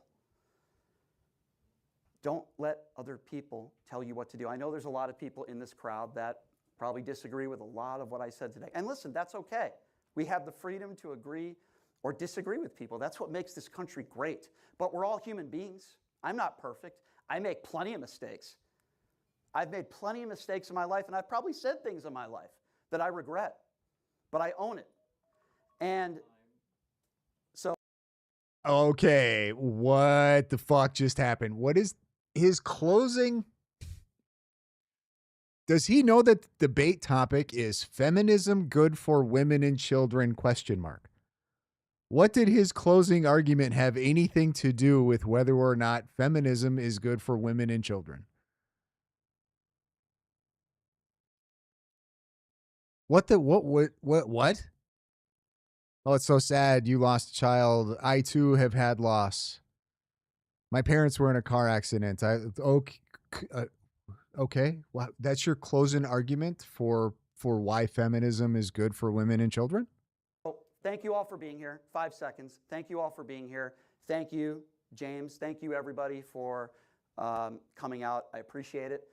And I wouldn't have it any other way. I love having good debates, and I appreciate all you guys being here. Thank you very Bro, you didn't even have a debate. much. We could go over to Rachel for her 3-minute closing as well. The floor is yours, Rachel. Very disappointing. We had no arguments from Brian whatsoever for Yes, there's why no we should believe debate. that feminism has been beneficial for women and children.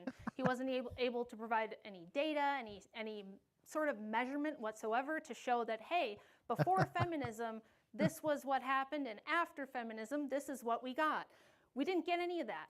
What we got was a whole bunch of logical fallacies and a person who doesn't understand what an argument is or how to debate. I'm going to list them off quickly, but join in the comments on the live stream if you caught more of these than I did. These were just some of the fallacies that we witnessed tonight from Brian. Non sequitur, argument from incredulity, straw man, ad hominem, category error, tu quoque fallacy, appeal to authority, argument ad populum. And on top of all that, we got moral outrage, we got appeals to your virtue and your emotions, and what we got from Brian ultimately was the best argument against feminism, because what feminism produces is emotionally incontinent, weak men who can't control themselves, who have violent outbursts, will insult you, will be angry and combative, and then try at the end of the debate to bring up your dead child and not even let you get through a debate in a professional manner addressing the topic at hand without crying and bringing up your dead son, who you probably don't want to be thinking about in the closing of a professional debate that you're trying to get through. So when he says, do what you want, man, follow how you feel. Life's short. Do what you feel like, just follow what you want. Follow your emotions. I would say no, don't do that. Find a strong, virtuous man in your life who knows how to hold boundaries and protect you, who can control his emotions, who can be the force of strength and stability that families need that we don't have anymore. Don't be a male feminist like this. Don't be this emotional... That was a really creative way of calling Brian a bitch. She just called him a bitch. Wow. Great job, Rachel. That's impressive. That was an impressive closing argument from Rachel Wilson. Might be the most creative way I've ever heard anybody call a man a bitch. Incontinent, just going all over on a tangent, unable to control your thoughts, unable to control your emotions, just spewing and vomiting emotional appeals to people in the middle of a professional debate, bringing up dead children, bringing up your abusive ex-husband. She's still going. Be the kind of person who can actually handle getting up here and having an argument, making an argument, sticking to the topic, controlling yourself. And the fact that I, a housewife from the Midwest with no college degrees, no professional training, am better able than him to do that, just shows you this is the kind of men that feminism has produced, and this is why society is all messed up. Wow. With that, I'm going to hand the microphone over to Sean, who is the leader of Uncensored America, who is the host of these debates. Want to say, folks, thank you very much for coming out. Sean, please come on up. I want to give you a chance to conclude with final points. That's right. Thank you very much for the reminder. Debate. Magoose 84 Andrew said that Rachel's scream when the cops told her about her son will haunt him for the rest of his life. 100%. 100%. I haven't had to go through that with losing a child. But we did have an incident with my daughter one early morning. So she, my youngest she's in sports. And she, for whatever reason, woke up the next morning to get ready for school, went into our bedroom. I was up out in the living room and my wife was in bed or she was doing something. Anyway, all I know is I heard a scream of panic come out of the bedroom because my youngest had fainted and my wife was not, I don't know. I don't know if she's ever been around somebody who's fainted or she's just not familiar with it, but there was a reaction of sheer panic that was definitely not a sound that I ever want to hear again. So I could not imagine what the sound Rachel made when she heard. So yeah, I get it. Con 8 this summer in July in Dallas will feature Andrew Wilson versus Dinesh D'Souza and Rachel Wilson versus Not So Erudite. You don't want to miss it, folks. Click on that tickets link in the description box as we're expecting to sell out. Grab your tickets now. That's this summer in Dallas, Texas. And with that, I'll kick it over to Sean. Thank you very much, Sean, for the reminder. Thank you, guys. Let's give one more big round of applause for everybody who helped out and for our debaters. It's not hard. It's not easy putting on these events. It is hard, and it requires a lot of support from people here at the university, the students that made this event possible, and of course, yeah, no, he lost his grandmother in a car accident and his sister 20 plus years later due to injuries from that car accident that's apparently somehow equivalent to losing a child. Yeah, everybody reacts differently, right, to loss. I don't know if I want to get too much into being, it was a dirty thing for him to bring up and try to use.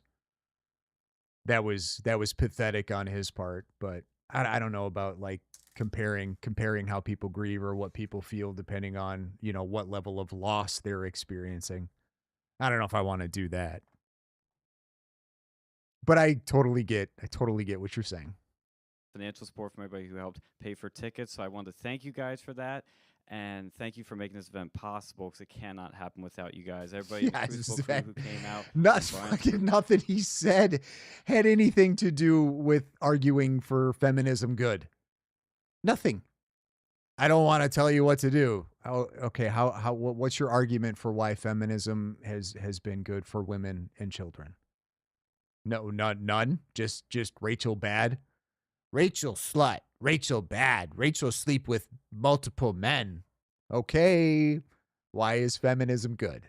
because without feminism, you couldn't sleep with men. Like, what? Where's your fucking arguments, dude? I'm sorry, Bronson. It had to be terrifying. Yeah, it wasn't good.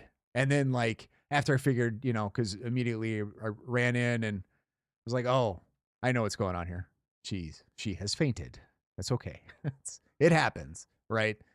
But I had a moment of, I guess you would say, anger. Like I was angry that she panicked the way she did, which made me feel panic. Like I didn't like freak out on her or anything. This was just what was happening internally. I was like angry at her for a moment because she panicked over something that really wasn't panic necessary, and it made me have panic and anxiety and fear. Huh, it's kind of weird. Kind of weird when you vocalize that shit. As well. Thank you guys for supporting us and coming out to this exchange of ideas here. And thank you to Lauren for hooking us up with those good sponsors that, again, made this debate possible. So if you want to see more debates like this, go to uncensoredamerica.us. You can check out more. And if you want to get involved with the chapter, you can talk to Henry over there, and he will help you out. Thank you guys so much. Have a great night. 100%. No reason to bring it up other than to basically try to take a jab at her. Yeah, 100%. It's fucked up. But she handled it well. She handled it incredible. And that closing argument, all that closing argument is Brian's a bitch. Don't be like Brian. Feminism bad because Brian's a bitch. That was great. Odd fielder. Fainting is, well, it's not normal, but it's not uncommon. I have fainted before. I've had, I don't know. Maybe I've just been in, I have experience with people fainting, I guess. Not a ton, but yeah, it's people faint. Right? It's not normal. Like it means there's something wrong. But it's not uncommon. How did you treat it? Very simple. You lay them on the ground and you elevate their feet and they regain consciousness. Just lay them down gently, make sure their head is flat, and then you just elevate their feet up. Because, basically blood has just rushed out of the head, so you want to try to get blood back into the head. But she came back, right? Like I was, tapping her face a little bit, saying her name, trying to get her attention, and then she kind of came to and looked at me, and she looked incredibly well rested when she came back to. She obviously wasn't aware of what happened. She was a little shocked. So I don't try to I was just trying to just remain calm as I'm doing this. And when she comes back to, I'm just, hey, how you doing? You okay? Everything all right? Because the last thing you want to have happen is them to come back, regain consciousness and have anxiety hit them and, have people looking over them like, oh my God, the world's ending. So nope. Just if anybody faints, you just get them to the ground, help them to the ground, make sure their head is flat and elevate their feet. And then just wait and be calm and supportive and very nice.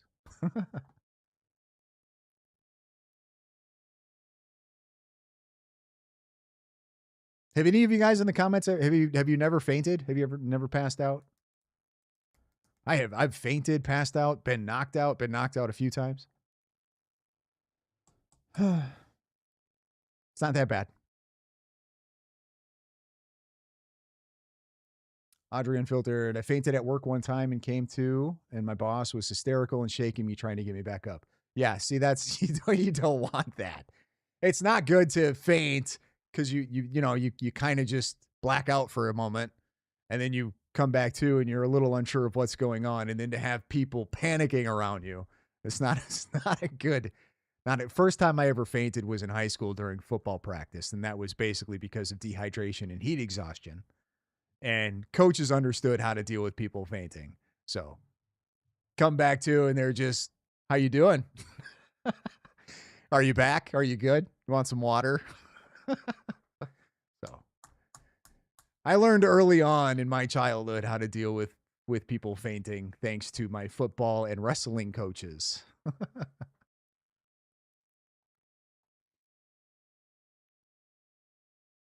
I fainted standing too fast once. That'll happen.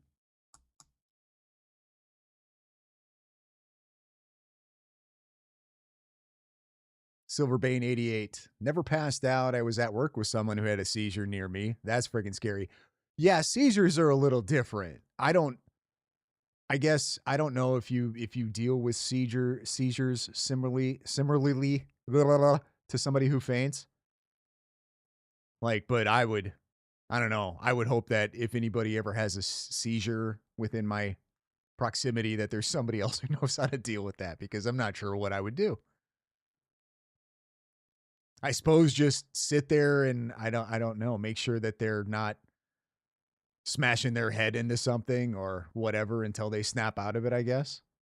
Probably call 911. Don't know.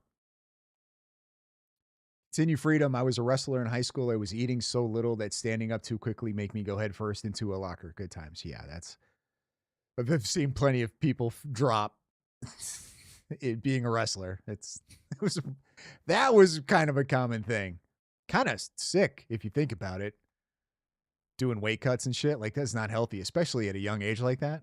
But yeah, no, definitely familiar with people passing out. Concussions. They didn't have that whole CTE thing back when I was in high school, man. We were getting concussed left and right. Didn't give a shit. In fact, if you weren't a little concussed, you weren't working hard enough. Probably explain some of the behavioral issues I've had.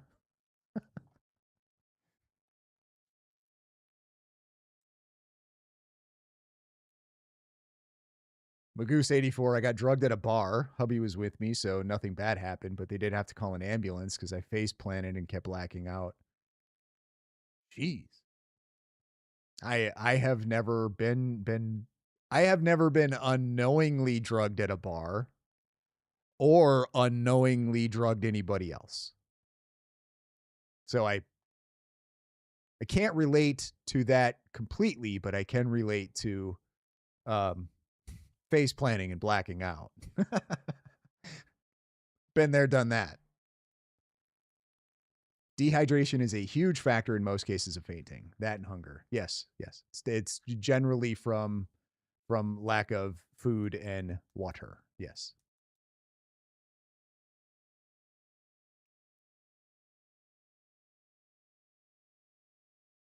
Jared, that'll do it. Yep. That'll do it. Continue freedom. I filled a water bottle with spit and jumped rope in the showers wearing a sauna suit just to lose a few pounds. I wish I still had that discipline to not be fat. Yeah. Been there, done that, man. I remember running super hot baths and hopping into bathtubs with sweatsuits on and just laying in the bathtub. So healthy. Such a great idea. Such a great idea. My biggest claim to fame was I showed up to a tournament and I was 3 pounds over, and it was a half-hour limit from when I weighed in to where I could weigh in again to make weight, and I lost 3 pounds in a half hour. I had 6 dudes on the wrestling team screaming at me in the locker room as I'm, doing burpees, and that sucked. That was not fun. Made the weight, did a terrible job in the tournament because I completely gassed myself out cutting those lats. It was just irresponsible. I thought I was good, man. We were on the bus ride and I was like, I can eat a sandwich. Shouldn't have eaten the sandwich.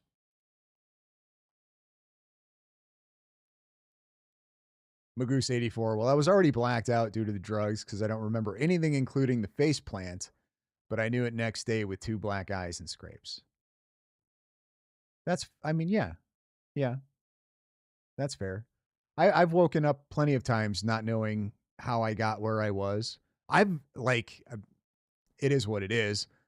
But there were a few times where made it back home with some people, and I'm like, how did we get here? What happened? And they're like, what do you mean? You drove. It's like, holy, you fuckers let me drive?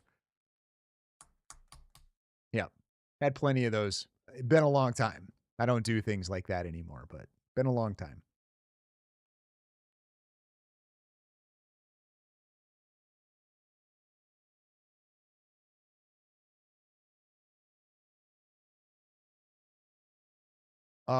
What's a space monkey? I might know what that is. I might just think it's or have might be a different term for it. Try to describe what a space monkey is.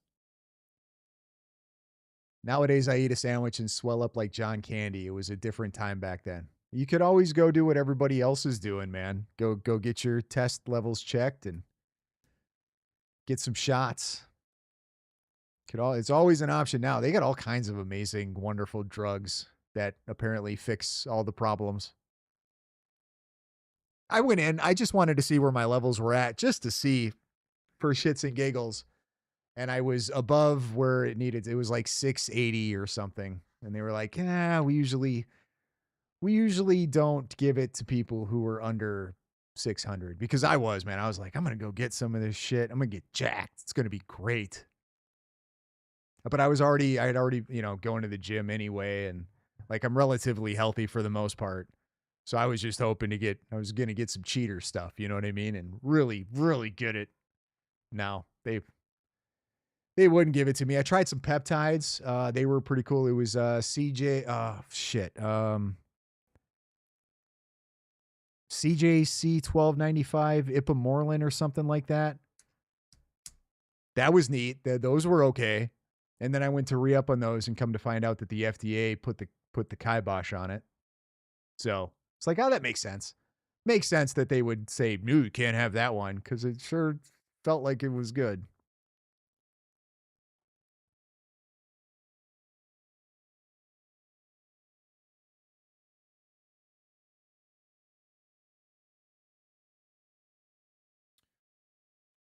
Audrey, anxiety sucks. I had it for years. Turns out I had severe. Oh, you have Crohn's? That sucks. That's what was causing it. Treated that. Now I'm anxiety free. So I had a friend who, more of an acquaintance, I guess, but they eventually ended up basically dying from Crohn's disease.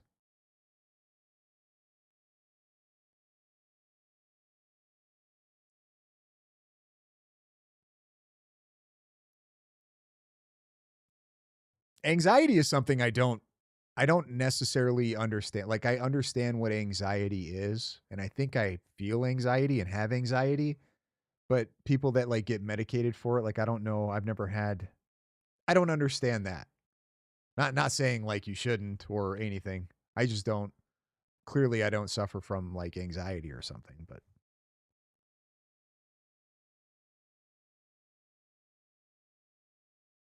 I had surgery, but I'm still on Skyrizi to keep it at bay. Okay. I don't know enough about what he was going through. I just know that he had Crohn's disease, and there would be times like where nobody would like see him for like weeks because of problems. So I don't know.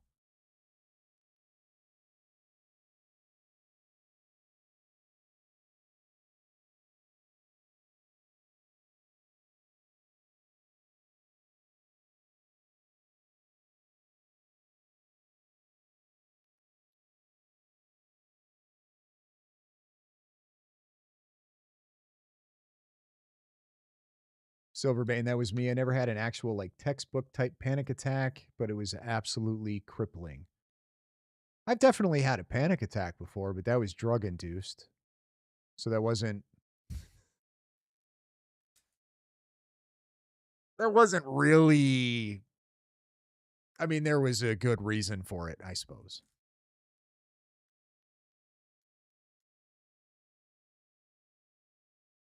Silverbane 88. I think everyone, yeah, that's what I mean, is I feel like everybody has anxiety, especially nowadays. Like, if you're online a lot, it makes sense why you would have anxiety if you're paying attention to politics. Whew. But I think everyone suffers from anxiety in varying degrees. Some people are just innately anxious, not to be mean, but shaking chihuahua. That makes sense. Now that I think about, I've heard somebody like explain it to me, like they just didn't, for whatever reason, they felt like they needed to be doing something all of the time. Like they couldn't just sit at home and chill. Like they felt like they need to go somewhere or they always needed to be doing something. Maybe that's a good explanation for anxiety. I can confirm Chihuahuas shake. They sure do. I've never met a nice Chihuahua. They've all been little assholes to me.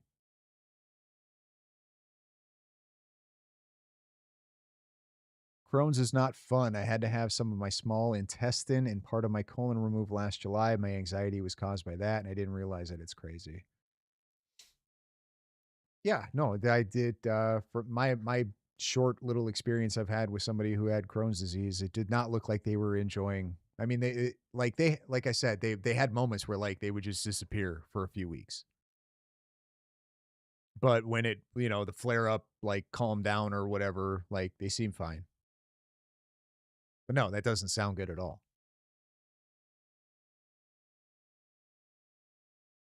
Mama Owlbear, I have anxiety. My mind never stops. First time I thought it was a heart attack. That's anxiety? My brain never shuts off. Ever. I kind of like it though. Kind of like it. I have some interesting conversations with myself. Sometimes.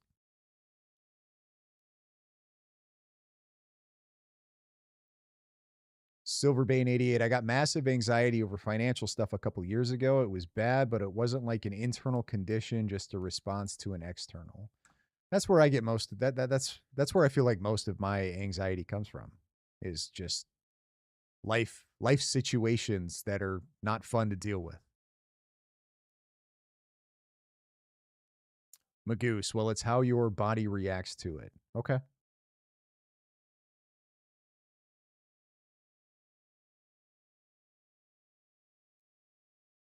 That sounds like ADHD, Bronson. No, I don't think it is. My brother had ADHD growing up, and I was not like him. I think I just have an active mind.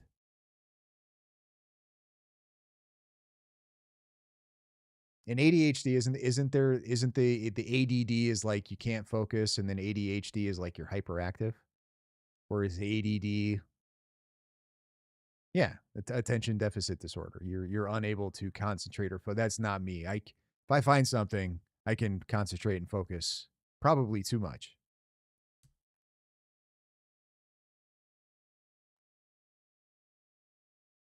Two different types. What? Yeah, isn't it? I don't know. Break it down for me. Two different types. Isn't there the one where it's like you can't focus and concentrate, and the other one is like you're hyper? You're a little psycho shit. Continue freedom. Try EMDR, folks. Deployments overseas gave me a lot of issues, and it was a massive change with no drugs. I thought it was nonsense, but it worked. Food for thought.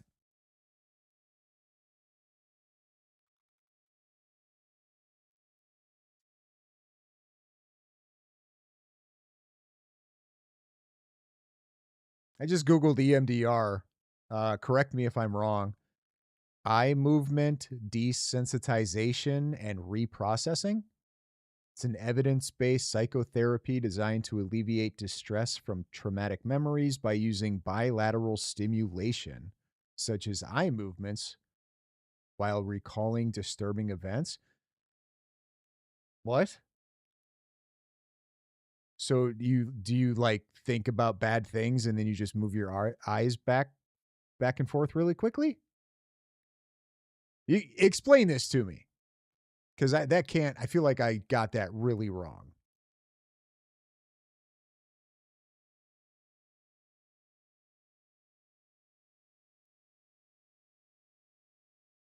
Did they get rid of ADD? So was ADD just never a thing?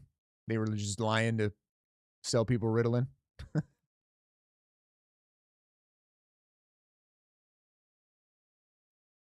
Jenny Kenny 6822. EMDR helped my PTSD, OCD, and ADHD.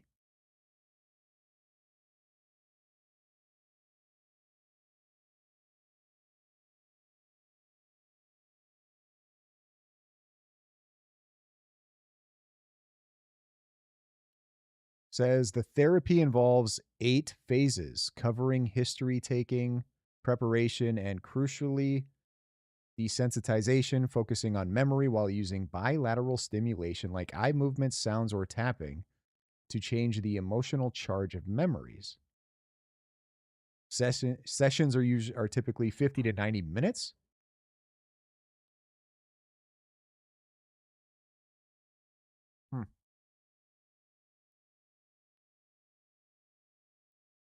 Silverbane 88. See, this is the therapy session Brian Shapiro needs after that debate.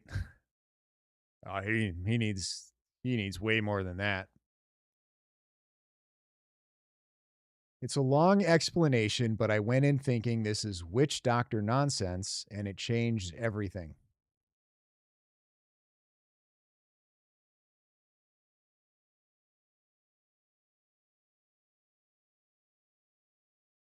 Like, do you have to do a lot of work? Is it a lot of work?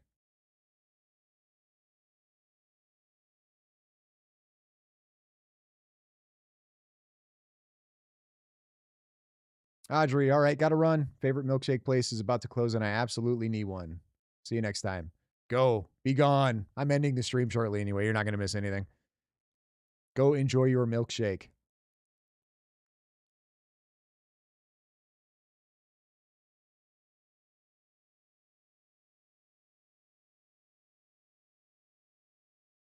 Mama Owlbear, how does it work? Yeah, that's what I'm talking about. How does that work? What do they do? I think I'm a big fan of the direction that we're going when it comes to psychedelics being implemented for therapy. I do think there's going to be a ton of benefits that we see from things like that, especially when it comes to treating things like PTSD, addiction, etc. It's I think there's going to be some good stuff that happens. So hopefully that happens sooner rather than later.